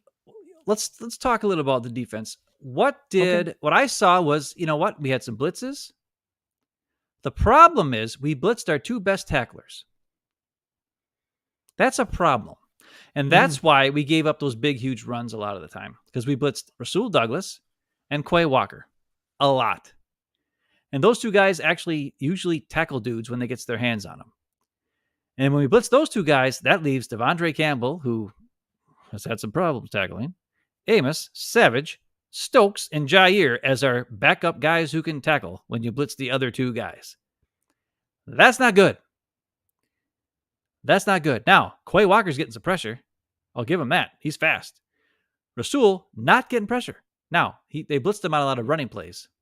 They obviously didn't know it was a running play, but they blitzed him. I think they need to not blitz Rasul. They need him to tackle. Blitz somebody who sucks like Savage or Stokes. But keep Rasul back in coverage so he can cover guys and tackle guys. That's what he's best at. And he's way better than everybody else on the team in the secondary at that. Right? Yeah, I mean, it's like we said the other day after the game. Those are 2 guys that have good tackling, but they're also pretty good lateral movers. They're also more aware. They're probably 2 of the most aware guys and reactive guys on the defense that are actually on the field. Other guys that are reactive that aren't on the field are like Keyshawn Nixon and Rudy Ford. Yep. Right? Because they see it and they attack it. They don't piss around. I on defense, I like guys that don't piss around. I mean, I don't know. I don't know how you feel about defense, everybody out there in the world, but generally, guys on defense that uh, react and attack or see it and just attack the play, you're going to fare better than if you just piss around or play passive or, sit back and wait for the guy to decide what he's going to do. No, you need to force him into doing what you want him to do. So if you miss a tackle, at least you're forcing him back into, inside, or you're forcing him to one side or the other, force him to the sideline, whatever it is to get out of bounds. But if you just sit back, then all you're doing is you're always a step behind, and you're a step behind, you lose. I don't know. Anyway, let's see. You got some plays here about defense. Let's check it out. I got like five defensive plays. These are the big plays that we gave up huge yards on. Okay. Oh crap. And so we're looking at, they're bad, just so everybody knows, but we're going to look at what can be fixed by what's going on here. So on this particular play, it's a run by 24. The receiver went in motion. So not only is one guy coming in motion to Rashawn Gary's side, the running back is actually coming in motion to his side. And there's a pulling guard coming toward him. And he still is oblivious to both of these guys. For some unknown reason, he looks at this pulling guard and like goes and like blocks him or something head up for reasons I don't know, where he probably should just attack, like just get past him, or at least keep him on his inside shoulder, but he goes straight up right in front of him and just holds up with him. The other problem is Devondre Campbell here gets blocked by this tight end, not once, but twice. He actually gets blocked here, gets off him, and then the running back ends up way down here, and the tight end goes up and blocks him again and takes him out of a possible tackle. More yards running. And it's just because, like you said, these guys are not aggressive for reasons I do not know. And then, of course, what do we got as our guys after these two guys are out of position? Amos, Stokes, Savage. So what do you think's going to happen? And people know it. They attack the outside. They attack these idiots. They know what they're doing. Yeah. But watch Gary first and watch how he just takes this offensive lineman like he's like blocking him. It's very weird. Like, get off the block. It's in slow motion at first. Okay, and then I'm just showing like, and Douglas tries to get over there in time, but these guys are all just, they're poking it. They're not reading what's going on in the backfield. Okay, so right already, Gary hit him head on, and this guy's got his arm to the outside. So that might be holding. That's not called. I don't know. I mean, I'm not a guy who judges that stuff, but whatever. And then here, we're blocked, but there's only one guy here, and there's 1, 2, possibly 3, and then actually Douglas, for some unknown reason, I don't know why, cuts in like this. I don't know if he thought he was fast enough to somehow run all the way around and catch him. That seems odd to me. He should have stayed out here, but he cuts inside for I don't know why. So that's a dumb play by Douglas. Now, Gary gets off the block, but he's too slow to get outside. Here, this guy's come all the way over and taken out Stokes because he goofed around so much that this guy was able to get over there and get a hand. And Amos is playing with this guy instead of getting off the block. And Savage is still goofing off back here. And this might be holding, I don't know, because Quay Walker's not, or Devondre Campbell's not getting off the block. And by the way, Quay Walker's not in this play because they had 3 down linemen with Lowry and the big guys, 3 big guys. So there's only 1 linebacker. We got a missed block or missed tackle there. Here we got Amos, who's trying to go for the strip or something, and he mixes the tackle. And you're going to watch Campbell's moving so slow that this guy comes back and blocks him again. Or maybe not. Maybe that was a different play. Crap. Like happens later. It happens later. Either way, it was really bad. Eric Stokes. And it starts with Gary, like he just gets caught inside. Like, what is he doing? If he would play on the outside shoulder of this guy, he could get his hand on the running back and slow him down or something at least. Well, he's probably, his responsibility has got to be the edge there. So, yeah, you'd want to maintain that leverage. And he didn't maintain the leverage. He got a trap block was coming. So he's getting a trap block there. And you want to try to, attack the trap block to some extent or completely avoid it with your responsibility. But you want to create a big hole. So you do want to engage. But you got to engage with your leverage. Like you dictate your leverage there. You don't let the trap guy suck you inside. That doesn't make any sense. So that was his fault. But you're right. The lack of pursuit and energy and just attack from those other three players, well, four players if you include Campbell, is just pathetic. That's not how you play defense. You can't play defense that way, or you're going to get run all over, and they'll only have to throw it 8 times. Yeah, we've seen that tape before. And this is the touchdown pass, the first one to Antonio Gibson, who's going to be here and catch it on the back of the end zone, and just going to have Stokes, who's going to. They're playing a 3 deep zone. He's supposed to go here. Savage is supposed to be in the middle, and Douglas is supposed to be back here. And I think the reason why this play works so well is because they put Terry McLaurin over here. And when he comes out and goes to the outside, so Savage is so worried about McLaurin that he goes there first. And that's where his body is shading. And he's not even worried about the running back because he's a running back. So he's like, nah, I'm going to worry about here. And then Quay Walker, I thought he got bit up from this guy, but he doesn't. But I mean, if it's third and 10, like I would think that in the end zone, you're probably good, but maybe he should have been back to about here. Then he probably would have been able to get his hand up and cover him. And that's something he has to learn. And then, of course, Savage is a ding-dong, and it just double covers the outside route, even though Amos is already there. And it's dumb, but it's a great play by the Washington. So you see, Stokes goes with this guy, even though Amos is here. Savage is sitting in the middle of the field covering nobody. Quay Walker is worried about this guy coming. And the ball's in the air already, and there's nobody here. And Savage is flat-footed, and it's over. Touchdown. Good play design. Terrible defense. A few mistakes. Savage goes to McLaurin first, and I would too. I'd be scared. I'd go there too if I was Savage. But that's what he does. All right, on this play, we get some really good pressure by Jaron Reed, but Heineke just gets out of there like a little mouse and sneaks out of there, and it's awesome. And as you're looking down here, this happened on a quick snap, by the way. So it looks like it's 3rd and 2 or 2nd down and 2. And you got man cover, and the guys all must have done whatever the play previously was. So you got man coverage here, man coverage here, man coverage here, man coverage here. And then you got Campbell just standing here, and then this guy wide open over here. And if Jaron Reed would have been able to make the sack, it would be over. But Heineke's just too good. He gets out and he throws to this guy because Campbell's standing over here, even though everybody else is man on man on man. And it's a first down and a big play because the guy turns around because there's nobody. Because, of course, it's Savage is the last line of defense. Well, he's not going to do nothing. So the guy runs for another freaking 10, 15 yards. All right, 10 yards, whatever. And when you watch it back, you're going to watch good old Campbell. He's going to, because they get up to the line of scrimmage and guys are running around. They don't know what they're supposed to do. And Campbell is pointing and telling everybody what to do, but nobody hears them. So they all play man. And the only guy who was telling everybody what to do is playing zone. But everybody else plays man.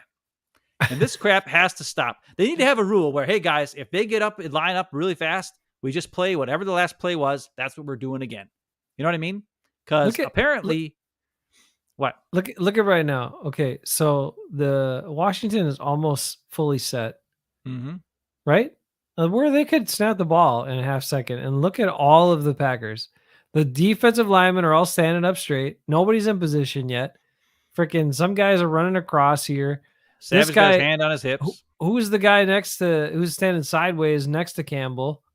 There's one guy running sideways here, and then you got another guy just standing sideways on his other side. So. And then I don't know. I mean, I don't. And Savage hand on hips, and dude, what the hell? Know what you're doing and be ready to go. When that center has his hands on the ball, they could freaking snap it at any point. That's Jair. Here you go. He's telling everybody, smack the side of your head with the helmet. It's zone coverage apparently. And Quay Walker's looking at him, but you know what? They all play man, except for Campbell. He plays zone. Walker covers this guy. Stokes is covering. Oh, he's really bad. He's not really covering that great. And Campbell's way over here. And here's our wide open dude because Campbell's sitting over here doing absolutely nothing. Wow. Now, it was a great play by Jaron Reed. He beat the freaking guy in front of him like a drum, but he couldn't make the play. I don't remember what happened on this play. Oh, this is the one where Campbell gets blocked twice. That's why I have this. Okay, so here's one. This is actually a cool play too. So Gary has no idea where the ball is. The ball is already gone. The ball is here. Gary is looking at the running back and the quarterback. He doesn't know that the ball's already past him on the end around. So that's kind of funny. That's why I circled Gary there. And here you got a block here. Campbell's going to get blocked once and then twice by the same guy. And then he's going to block himself into Savage, which doesn't help much. And then Douglas, I think, is trying to get over there, but it doesn't happen. So you're telling me the ball's already in that guy's hands? Look at Stokes. The ball is already here. Backwards. Stokes is still running backwards. He's still retreating. I know. Still Here, retreating. I'll rewind it a little bit and you can see what's going on. Yeah, the ball's already gone. And Gary has no clue. So this guy's coming in motion. That's the other problem. Here's Quay Walker on a blitz. So okay, Quay look Walker's how on a tight blitz on this side. And look how tight Stokes is right now. He's right on the line of scrimmage here. Yep. Okay. Mm-hmm. So let's see what happens. Just watch him a little bit as this play starts. How does he end up so far back? He backs off like crazy. Oh, okay. So good to help your run defense when you do that. First of all, is the plan, but then also look at the player. And then I'm just going to get tied up by this guy and not get on the tackle. That's great. Thanks, Eric Stokes. And somehow Douglas is the guy who makes tackle, even though he was ready to grab on the other side of the field. Now, he was supposed to go in motion with that guy, I think. Or I don't know if it was a zone or what the hell was going on. And Amos gets schooled out of his shorts. Let's watch that again. It's just bad defense. It's just bad. Like they don't attack. You know what I mean? It's just sad. Yeah, especially after the teams we watched play defense against the Packers the last 3 weeks. Watch Amos over here. He's like, I mean, what are you doing? That's why the run defense is bad. Because if it gets to the second level, we got nobody who can tackle and nobody who's good in space. And this is just the great pass. Great pass. Yes. I don't blame Jair. And watch Heineke. He's got pressure in his face. He holds it for as long as he can. And he's just like, forget it. It's gone. He doesn't have pressure in his face. He's good. No, that was on. He had Touchdown. pressure in his face on that third down throw that he made to get that fourth down, that conversion late in the game, the third down conversion late in the game. Yeah, the first down that basically ended the game. That's where he had pressure in his face and still made that throw. This is another good play by these guys. God dang, they got good plays. This is a straight streak. He's going to ride off and go to this side. We got a crossing route. We got a deep crossing route. Running back's going to pick up the blitz, try to help, and then sneak out in the backfield. And then you're going to see the coverage that's called. What happens is Quay Walker blitzes. You got middle of the field, middle of the field, middle of the field. Jair goes deep here. Stokes falls with this guy deep here. And then there's nobody over here to cover the receiver. Because I don't know why. I can't remember exactly what happened. They just dropped the coverage. Yeah, right here, Campbell. So because we got a blitz here, Campbell is just backing up and there's nobody anywhere near him. Nobody's covering anybody here. And these two guys are both stuck. Savage is going deep, deep, deep, deep. And his back is to this for some reason. I don't know why. Even though Jair's on this side, so you would hope that he's the one guy who can actually stick with his guys. And we got a wide open play, which really pisses me off. And it's another big play. And then Stokes gets pissed and gets another penalty, and then that leads to more points for them. So that's how. And really, if you take away those plays I just showed, what was it, like 4 or 5 plays? Mm-hmm. Take away those 5 plays, the defense was great. I mean, it was great. So, like, that's the positive you can take. If you take those 5 plays away, we win like 14-7, even if you take away the interception return for touchdown. But there's so many issues with Gary doesn't seem to understand holding us forward on the end against the run. Stokes and Savage are just terrible. Like they're just terrible. They got to get off the field. I mean, Oh yeah, yeah, and that's the other thing. Heineke actually throws to guys in motion, in stride, in the numbers, so they can actually run with the ball after the catch. Yeah, and it's pretty nice, isn't it, Lee? I wish our quarterback could do that, but I don't know. Well, it's interesting too. In that last play you showed with Savage just bailing deep right away, Yeah, like super deep. I'm sorry. Again, are we paying attention to who the hell we're playing? Like I know Taylor Heineke can make some plays, and he's got an okay arm, but does he have like this monster Josh Allen type arm, Patrick Mahomes type arm that you're worried about him throwing a perfect strike 50 yards downfield that you're going to back up that fast? Like, what the hell? I don't. Again, when we were playing Daniel Jones, they played super soft and played super deep. When we played uh, Zach Wilson, they played the same. It was like, what? What are you doing? Who are you playing? Watch the teams playing Aaron Rodgers right now. They're not afraid. They're not afraid of these receivers, and they're not afraid of his bad mechanics, him throwing a perfect pass 40 yards downfield. So they attack. well, that's the other problem is they're blitzing Quay Walker. That's great, but that means you got one less guy covering the zone, and they're still playing this zone. Yeah. So you just saw Campbell just go back and cover nothing because he's in a zone. Right. Well, nobody else was anywhere near him. He's supposed to Right. cover the entire field from left to right in that one like 5-yard deep zone. That's dumb. They should be playing man bump and coverage if you're going to blitz a guy because that screws up the route. It slows down the receivers and it gives your guy who's blitzing a little more time to get there. Like it's not even that hard, but at least there's trying some things.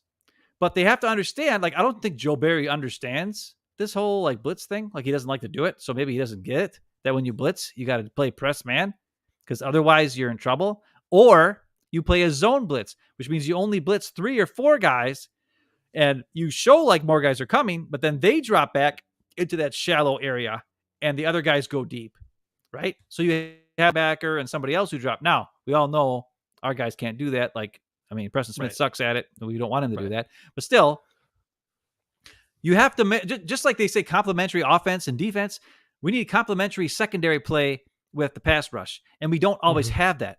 They're not using their brains. Like if you're going to play a zone, then you just do a 4-man rush and that's fine because you got things covered, right? But if you're going to blitz, you got to play up tighter. You got to slow down the route patterns. You got to get these guys off their spot and then so that the quarterback can't get the ball out of his hands fast because the guys aren't open yet. They might get open eventually, but by that time, Quay Walker should get there and smack them. It's not that freaking hard. But apparently, Joe Barry doesn't get that. And the other thing is, Matt LaFleur doesn't get that if you just do the same thing over and over again, teams are going to figure you out. So our coaching is bad. And as we saw here, our players are bad. They're not aggressive. But still, you take away those 5 plays, defense played great. They had good coverage. I don't know. Let's talk about defense, but let's talk about an issue that came out in Aaron Rodgers' press conference as well. They asked him about the defense that Washington played. Oh yeah, yeah. And did you hear how he talked about it? Oh well. I mean, they really did nothing. I mean, That's what Matt LaFleur said too. He puts down the other team if it's schematically simple, but they do it well. And I'm sorry, but isn't that what you want? Like we just played 3 defenses in a row where they don't do anything exotic. They pretty much play the same type of coverages and rushes, and once in a while they might blitz, but not very often. That's what they do, right? It's not overly complicated, but they whooped your ass, and they did it well. Well, I think I beg to differ. He disrespects that. He doesn't respect it. Well, I would say I just showed you video of them sucking, and our guys are wide open over the place, and our quarterback is dumb. Didn't I just show you that earlier in the show? Yeah, that's fair. Yeah, there were guys open everywhere. Okay, all right. But our quarterback is seeing ghosts and getting jumpy in the pocket and throwing to guys when they're 5 yards in the backfield and they're losing 5 yards because the linebacker's right there to tackle them right away. And he's throwing wounded ducks to guys. And he's throwing at their feet and he's throwing behind them and he's throwing freaking wounded ducks 57 yards down the field when our guy can't run fast and he's overthrowing them by 10 yards. All right, fair enough.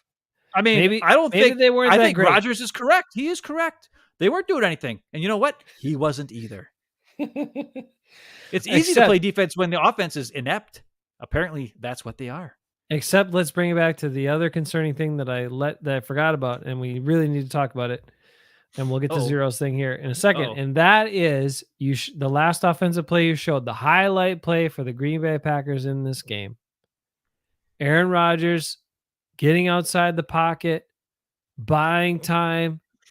Aaron Jones extending his route, making the magical pass play. Magical. And they asked him, is that something, you're going to look to do, or something that you haven't done enough or blah? I forget what the question was, but he even said, yeah, I think I got to look to do that some more. Kind of like 2015, Ben. Don't worry about the play or the offense. Just hold on to that ball long enough and then get outside and make some magic happen, because that's going to work out so great at 38. He's already doing whatever he wants. So aren't you concerned about that? No. Oh, okay. All right. I kind of, because here's the thing. If he does that sometimes, maybe he'll get hurt and then he won't be in the game anymore. That'd be awesome. Then we can actually run the Matt LaFleur system and Jordan Love will hand the ball off to Aaron Jones. And guess what? Hey, we're going to be good. 23 said, what did 23 say? Oh, I didn't hear what Jair said yet either. Zero. What are you saying? He might talk himself out of Green Bay. Now, I played, clips from him last week about how awesome he thinks he is, and he couldn't handle the Washington's number one receiver in this game. And frankly, he doesn't tackle people most of the time. And like we've always said, he's not worth the contract and he's not as good as he thinks he is. And I'm sorry to go back once again on a prediction I was right on, but sometimes it does happen. And I'm going to have to put it out there because I was actually right. When they drafted him, I knew he was problem. I knew he was trouble. And I knew from the draft, I'm like, he might be a good player. Fine. And he is a good player. He's not great. He's not top 5 in the league. Any of that stuff, that's all BS. That's all overinflated stuff from the team. But I knew, based on his attitude, the way he expressed himself, presented himself, where they drafted him, I knew that moment that he was going to want top dollar after his rookie contract. Guaranteed. He was going to want that top dollar. And that's what he went for. And that's what the Packers signed him for. And now we got a crap ton of money and a guy who covers pretty well, doesn't tackle, doesn't do a lot else, gets hurt pretty often. Every single season he's hurt for a while and doesn't make impactful plays. So I don't know. Is that worth top dollar to you? It ain't worth top dollar to me, but whatever. That's what we got. Yeah, but the Packers have repeatedly paid guys to be the highest paid. I know, Kenny Clark. What do you think Rashawn Gary is going to ask for after this year? Well, and that's what they're worried about too. Like, they got to sign Elton Jenkins after this year, don't they, Ben? Don't they have to sign him to big money? I guess so, because he's playing himself down to not high money the way he's been playing, to be quite honest. I hope so. So it actually might be helpful. They might actually just let him go. I don't know, because maybe Sean Ryan or somebody can come out of the pipeline here, or they might just be like, you know what, we're done. We're gonna get rid of Rodgers and just take a giant cap hit and not sign back these guys. And did he fire back at Rodgers? Did I miss something? Is there more drama going on? I don't know. Somebody's gonna stand up to the $50 million man, because it isn't the head coach. That's for sure. We saw that. I wish that. Man, I don't know. To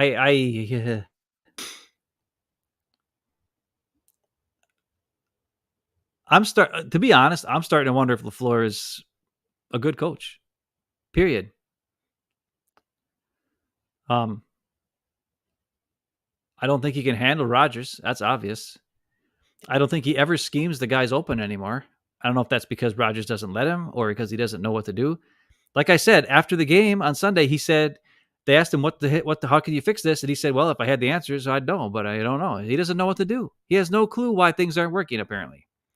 Now today he says, oh, the things are fixable. Well, you know what the things are? A guy's actually blocking for once. That'd be nice. But you can't fix the fact that your quarterback doesn't sit in the pocket and wait for guys to get open. You can't fix the fact that your quarterback is throwing at guys' feet or throwing it 25 yards past a guy or making dumb decisions, not reading the defense before the snap, making up his mind before the snap where he's going to throw the ball, and then doing dumb stuff. You can't fix that. Your quarterback is just going to do that. So that doesn't help. But you can scheme guys open. And I showed you plays today. Like the plays that I showed, there's some cool schemes there. I love that play where he had Davis and DeGuara in motion, and he goes around and blocks the corner, and Lazard just kind of steps back and catches that swing pass. If that would have happened, that would have been an awesome play. LaFleur designed that play. Rodgers blew it. The fans don't see that. But didn't you wonder when you watched Aaron Rodgers or Aaron Jones get creamed for a negative 6 yard? How the hell did that happen? Well, that's how it happened. Rodgers made the wrong read before the snap. That's another quote. And when Rodgers was getting some stuff, and I think I said that to you because it was interesting. There were some articles that went through all Rodgers BS, long blah blah blah blah blah McAfee drivel and stuff that he goes out. I don't watch that anymore, so I don't know. I can't either. I can't take it. But I'm glad other people sit through all that garbage and pick out some things that are important. And this was kind of like a different comment. Like maybe you wouldn't take it badly necessarily, but I think since it's Aaron Rodgers, I think you should read something into this where he was like being questioned about the plays and this and that, whatever. And he's like, well, I mean, this is still Matt's offense. These are still Matt's plays. That's what he said. So it's not been working. It's looked terrible. It's all this stuff is bad, but this is still Matt's offense. These are still Matt's plays. He has to come out and say. And I just showed you plays where the quarterback's not running the offense right. He's not running the offense. And he calls the right play, but he doesn't see it, or he doesn't throw it, or he doesn't read it, or he doesn't do whatever it is supposed to happen, even though the guy's been in the league for 18 years. Maybe it's because he was on vacation for 6 months and he didn't work on the plays. I don't know, man. That's it. Would Jordan Love do better? Would Jordan Love do better? Would Jordan Love be able to throw a 10-yard pass or 15-yard, less than a 15-yard pass to a wide open guy for a first down when he's just standing there and stationary, not even moving? Can he hit a stationary target from 15 yards away? Because Aaron Rodgers can't. With no pressure in his face, nothing, by the way. Could not hit a stationary target less than 15 yards away. What does that tell you? Ain't worth $50 million, I can tell you that. I want my team back. Well, it ain't going to happen until this idiot is gone. And there's so many dumb fans who are still, like I got a little trouble today on Facebook. I put a couple things out there and people got all fired up. But I just wanted to see, like I just posted, I was like, hey, I talked about how, good old $50 million quarterback just a week and a half ago or whenever said, hey, everybody, don't get out of rank. It's going to be interesting to hear what guys say, the coaches and players say here. And then he's the guy who opens his mouth first and causes the problems. And there's people who are like, well, he's earned the right to call guys out. And did he really cause a rift? Maybe he's just doing his job. And I'm like, is his job to be an asshole? Then I guess he's doing it because he's really good at that. He's a great asshole. There's no doubt. I mean, if that's what he got hired for, I mean, hey, I'm worth $50 million then because I can be a real asshole. I got the Packers shirts and everything. Hire me. I'll come on and be an asshole. I can do it. I mean, I can do it. Packers, sign me to be an asshole. I can throw it to a guy's feet. I can freak out if a big 300-pound guy's running at me and just chuck it to Aaron Jones for a negative 6 yard. I can do that. I can do the same as him. Give me $50 million. I'll take it. Well, he caught some flack on Twitter for saying, I think guys who are making too many mistakes shouldn't be playing. Got to start cutting some reps, and maybe guys who aren't playing, give them a chance. And a bunch of people on Twitter said, nice to know Aaron Rodgers is advocating for Jordan Love to get in the game. Yeah. Because you're making just as many damn mistakes as anybody else. Number 12, you are not untouchable, and everybody sees it and everybody knows it. And on top of that, your pass chart is ridiculous. It's ridiculous. And it's right. This is For people yeah. that watch, like, again, Ben, if you just watch the Packers, right? You don't necessarily know any better. Go Yeah. watch the Bills, and you're going to see them next week. And granted, it'll be against our defense, but watch the Bills. Watch the way Josh Allen plays. Watch the way Patrick Mahomes plays. Watch the way Joe Burrow plays. Watch the way a bunch of the guys that are kind of considered the top better quarterbacks in the league play. They're not afraid to throw the ball down the field. They don't play scared, and they're not jumpy in the pocket. And it's a myriad of things. And I understand we talked It's about not the other even that. problems. Like, But look hold on. Let me Look at finish the this. players that run this offense. Watch Jimmy Garoppolo, who stinks, who can move the Right. ball downfield because he could throw to the guy who's open. Over the Watch middle. Matthew Stafford. Watch Justin Fields now. He Yeah. actually was doing some stuff this last game in the rain. They won. They beat the Patriots. Now he ran for 100 yards too, but still. I mean, that's what I want to say. Don't watch the guys who are better. Those guys are way better than Rodgers. Are you kidding me? Mahomes and freaking Josh Allen and Justin Herbert and those guys, they're 1,000 times better than Rodgers. Derek Carr, way better than Aaron Rodgers. Watch the guys in this offense, and then watch that offense and see how many guys get open on plays where there's combination routes, guys in motion, defense getting out of position because of the guys that are in motion and things like that. And then watch our offense and see how it's just fake handoff, throw it to the flat, delayed handoff, throw it to the flat. Handoff. Oh, wait, throw it to the flat. Oh, wait, handoff. Fake handoff, throw it to the flat. And then they get in, then they try to get in under center to run play action. You guys don't run the ball out from under center. So every defense knows that when you're under center, it's play action, you dumbasses. How do you not know this? It's not even that hard. They try to run these play action plays from under center, and it's like, no one's going to buy that crap. They're sitting back. The safeties are both sitting back deep. And then Rodgers comes around on the bootleg and he's like, oh, crap. And he's got to dump it down to tight end or whatever. Yeah. You never run out of freaking, because you just always in the damn shotgun all the damn time. Okay. Sorry. And whose decision is that? Whose choice? Aaron Rodgers. Preference. Aaron Rodgers. Yeah. Aaron Rodgers. Lastly, the biggest thing I see is the Packers offense with this quarterback. They do not attack, and as Ben shows you, they don't even the plays aren't going to the advantageous spot. Even if you're in Aaron Rodgers, when he tries to talk about football and be this high level guy and make himself sound super smart and all that, he talks about identifying all the things and finding that advantage and blah, blah, and they talk about all the time putting the team in the best play and making the right decisions. Blah, blah, blah. But as you can see in a bunch of these plays, he's not even doing that. Like there is an advantage somewhere in this play, but he doesn't go there. He goes somewhere else. And sometimes it's a simple numbers game, like a pre-snap numbers game, like Ben showed too, where, okay, we got 3-on-3 here, or we got 3 of our guys on 2 of their guys here. And over on this other side, we're outnumbered, but you're going to look to the other side first? Who does that? A dumb guy who thinks he knows more than everybody. Yeah. And then on top of it, like I said, the deflector shields are, all the power is to the deflector shields. And so everything's deflected on everybody else. He's driving a big old bus and everybody getting under that bus. Well, here's the thing. A lot of people have been saying that actually he's been calling out LaFleur, and LaFleur is the problem. Has Rodgers been behind closed doors talking to LaFleur and nothing's changed? And I'll give you this. Nothing has changed. Like they're still doing the same dumb crap. So that's true. But is it that Rodgers, was sick of it? So he had to say, we're going to get simpler, and then nothing changed. So now he's saying we got to play the right. Well, that didn't work. So I guess maybe I'll go in public and say, get the guys out there that suck and put the other guys and see if they can do it. And he's calling out the coaching.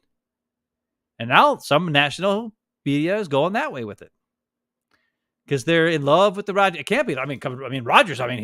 He's great. He's so great. First ballot Hall of Famer. First ballot Hall of Famer. He can't be the problem. He can't be the one who's doing dumb stuff. Now, none of these people are watching the film. to see what's really going on. But 0, I would love that. The Panthers are sellers right now. I don't think they want anything to do with that. Yeah. And they just traded away their heart and soul at running back. So why would they trade for a ding dong? So Jimmy Garoppolo's got another guy that he can just dump it to and can do stuff with it. Except Heck the yeah. difference is Jimmy Garoppolo is smart enough to do that when it makes sense. Like, and he'll do it over the middle. They'll run like circle patterns where the running back or Deebo Samuel or whatever comes over the middle, and he'll throw it over the middle because he's Jimmy Garoppolo. And he ain't scared about his legacy, because what is his legacy? It's nothing. Nothing. Rodgers is more worried about his stats, his touchdown interception ratio, than he is about winning. And if that's the case, and it is, I don't want him as my quarterback. And people are like, you're not a fan. I'm like, no, I am a Packer fan. I am a huge Packer fan. That's why I don't want him as my quarterback. Because he doesn't care about the Packers. He cares about getting his money, which he got. And he cares about keeping his stats looking good. And that's it. That's it. And if the team goes down, so be it. He already got McCarthy canned. If LaFleur gets canned, so be it. If Gutekunst get canned, so be it. It ain't his fault. He ain't worried. He's got $150 million. He's got his ayahuasca. He's almost out of here the way it is. He don't care. He got 11 touchdowns, only 3 picks. He's got a good rating this year. He's good completion percentages up. Like, I mean, come on, he's playing the game about himself, and as his stats look good, no blame should come to him. He'll figure, because the majority of people are not paying enough attention to actual day, the game play by play, how it plays out. They're just looking at the snapshot, the highlights, hear what some people say, hear what he says. The big difference is this: earlier in his career, up until a couple of years ago, he wouldn't say all this crap publicly. No, he said nothing. He didn't want to rock but now he's on a big power trip. He knows he's got all the cards. He's got the best hand, and he doesn't care. He just put it all out there. No repercussions for him. Because if people do call him out, he'll just say, oh, they're just haters, or they're just woke, or he'll use any of the current, hip phrasing to categorize people to instantly divide something. I thought about this earlier today, and I want to talk about it, and maybe I should save it for Friday's show. But maybe it's too strong for Friday's show. You know what? It's not. I'm going to save it for Friday's show. Or write it down so you don't forget. Yep. Because I had it in my brain, and then I lost it, and I just thought of it almost 2 hours into the show. So we'll let you go for tonight. Anyway, Ben showed you the truth again. I'm here along for the ride. I don't know, man. But you've pointed out, bro. We can say it. We can show people it. And it's just like everything else in this world, including politics and societal issues and everything. Some people are just going to see and believe what they want to believe. I'll say this: more and more people are seeing the truth. I will say that when it comes to Rodgers. That's true. And the other thing I'm going to say, though, is this: it's more than just the quarterback that's the problem. The only reason why I bring up the quarterback so much is because I get so much pushback that it's not the quarterback at all. And I'm like, no. He's an issue. But you know what else is an issue? Is the coaching, is the scheme, is the fact that Alan Lazard and Robert Tonyan, they keep making Tonyan block on these freaking screens. Like, play the right guys, play the aggressive players, coach better.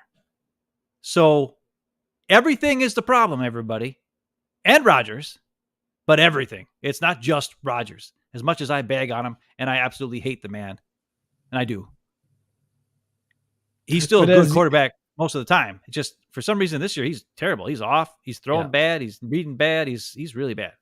But you've pointed this out before too. And with great money comes great responsibility, right? Great salary comes great responsibility. And people, like, the way sports is structured and the way the salaries are structured and the way the salary cap is, the bottom line is, like, your top dollar guys have to elevate you. They have to carry more of the responsibility because they carry more of the salary. They have to be the reason you win. They can't. You know that They can't just be like. They can't just be okay, or they can't just be, oh yeah, they're part of the problem, but look at all these other problems that are bigger. No. Those guys have to be. Those guys have to be the field tilters. Those guys have to be the things that put you over the top. And our top guys don't do that. Not at quarterback, not at cornerback, not at defensive line or defensive tackle. It's not there. You know that Preston Smith makes like 13 million right now. He makes a lot. He's Yeah, making he makes 13 a lot. million for what he does. He's not It's making great. like think about that. Also, the receivers that everybody's getting on, they make a fraction together of what Aaron Rodgers makes. Lazard makes 3 point something million. That's it. Cobb is making 3 million. Sammy Watkins is 1 million. Romeo Dobbs is like 900,000. Christian Watson is like $1 million. Samari Toure is 600,000. Winfrey's making like 600,000. Guys aren't making any money. Like add that up, it's like 12 million or $10 million. The Packers are paying more to their 2 running backs than they are to their 7 wide receivers on the roster. And they're paying 5 times that to their quarterback. Yet he takes no blame, even though he's making 5 times as much money as all the receivers put together make. Think about that. If he plays bad, it really is a detriment to the entire team. And he doesn't deserve a pass. I don't care how much you love him. And the receivers are dropping balls, yes.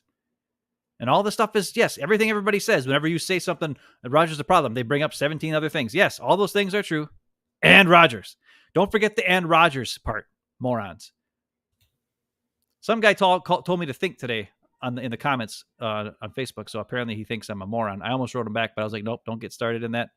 So he thought I was a moron. And I was like, and I was about to say, what I wanted to say to him was like, you're right. You know what? I assume you must think I'm a moron. And then I was going to say, but even a moron could tell that Aaron Rodgers is part of the problem. Even a moron. Because I'm a moron and I can see it. So apparently anybody with half a brain could see it. The problem there, or the way it should be structured though, is like you talked about all the other things that people bring up, and then you say, oh, and Rodgers is the problem. Well, you got to lead with that. Rodgers is a big problem. And then yes, there are some other contributing factors. But when you're the man and you get paid all that, and you're supposed to be the leader of the team, and the guy that rallies the troops, and the guy that makes the difference, and the guy that puts them over the top, like then you carry the most responsibility. And so you need to take that responsibility. You can't just take all the praise and all that stuff when the good times are rolling. You got to take the heat when things aren't going well as well. But that's all he wants. Literally, that is the biggest. That, and that he will say and do anything to keep the heat off of him. Those are the things you should be most disturbed about from a human standpoint, and from a team standpoint, from a leader of the Green Bay Packers standpoint. You should be really disturbed of all the call outs in the media and what that's doing to this team, because he needs to be the one. Unfortunately, it's up to him because of his stature on the team and long standing. He's supposed to be the one bringing everybody together right now. He's not supposed to be the one making them further apart, but that's what he's doing. It's a huge problem. It's a huge issue, and it cannot be overstated. So anyway, people are calling it out. I appreciate that. One more time before we go. I got to show you this.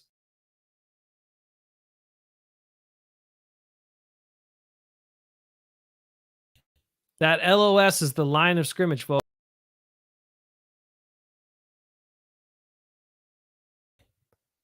Field there, and then the other the blue sad. line is the touchdown to Aaron Jones. So there are 2 passes you cannot see. There are only 2 passes further than 13 yards downfield. That's not going to work in the NFL. It's not going to work in probably most leagues, to be honest, or college or Pee-wee, or I don't know what you're doing, but that ain't working. All right, we will be on our Friday show for the radio, much more streamlined, and I will give my big speech then as part of the gig. Just kind of a thought about sports, its place in our society, what it should be for and what's happening right now, and why it makes me a little more disturbed and perturbed, to use a dad or mom word, about what's happening to this Packers locker room and this Packers team right now. And I just don't like it. So anyway, we'll catch you on Friday night. Ben, thanks for all the good videos and all that good stuff. Thank you guys for being around. And as always, we'll be here to tell the truth. That's what we do, whether you like it or not. Again, Jack Nicholson said, maybe you can't handle the truth, but we hope you can, because that's what we're here to tell you. See you later.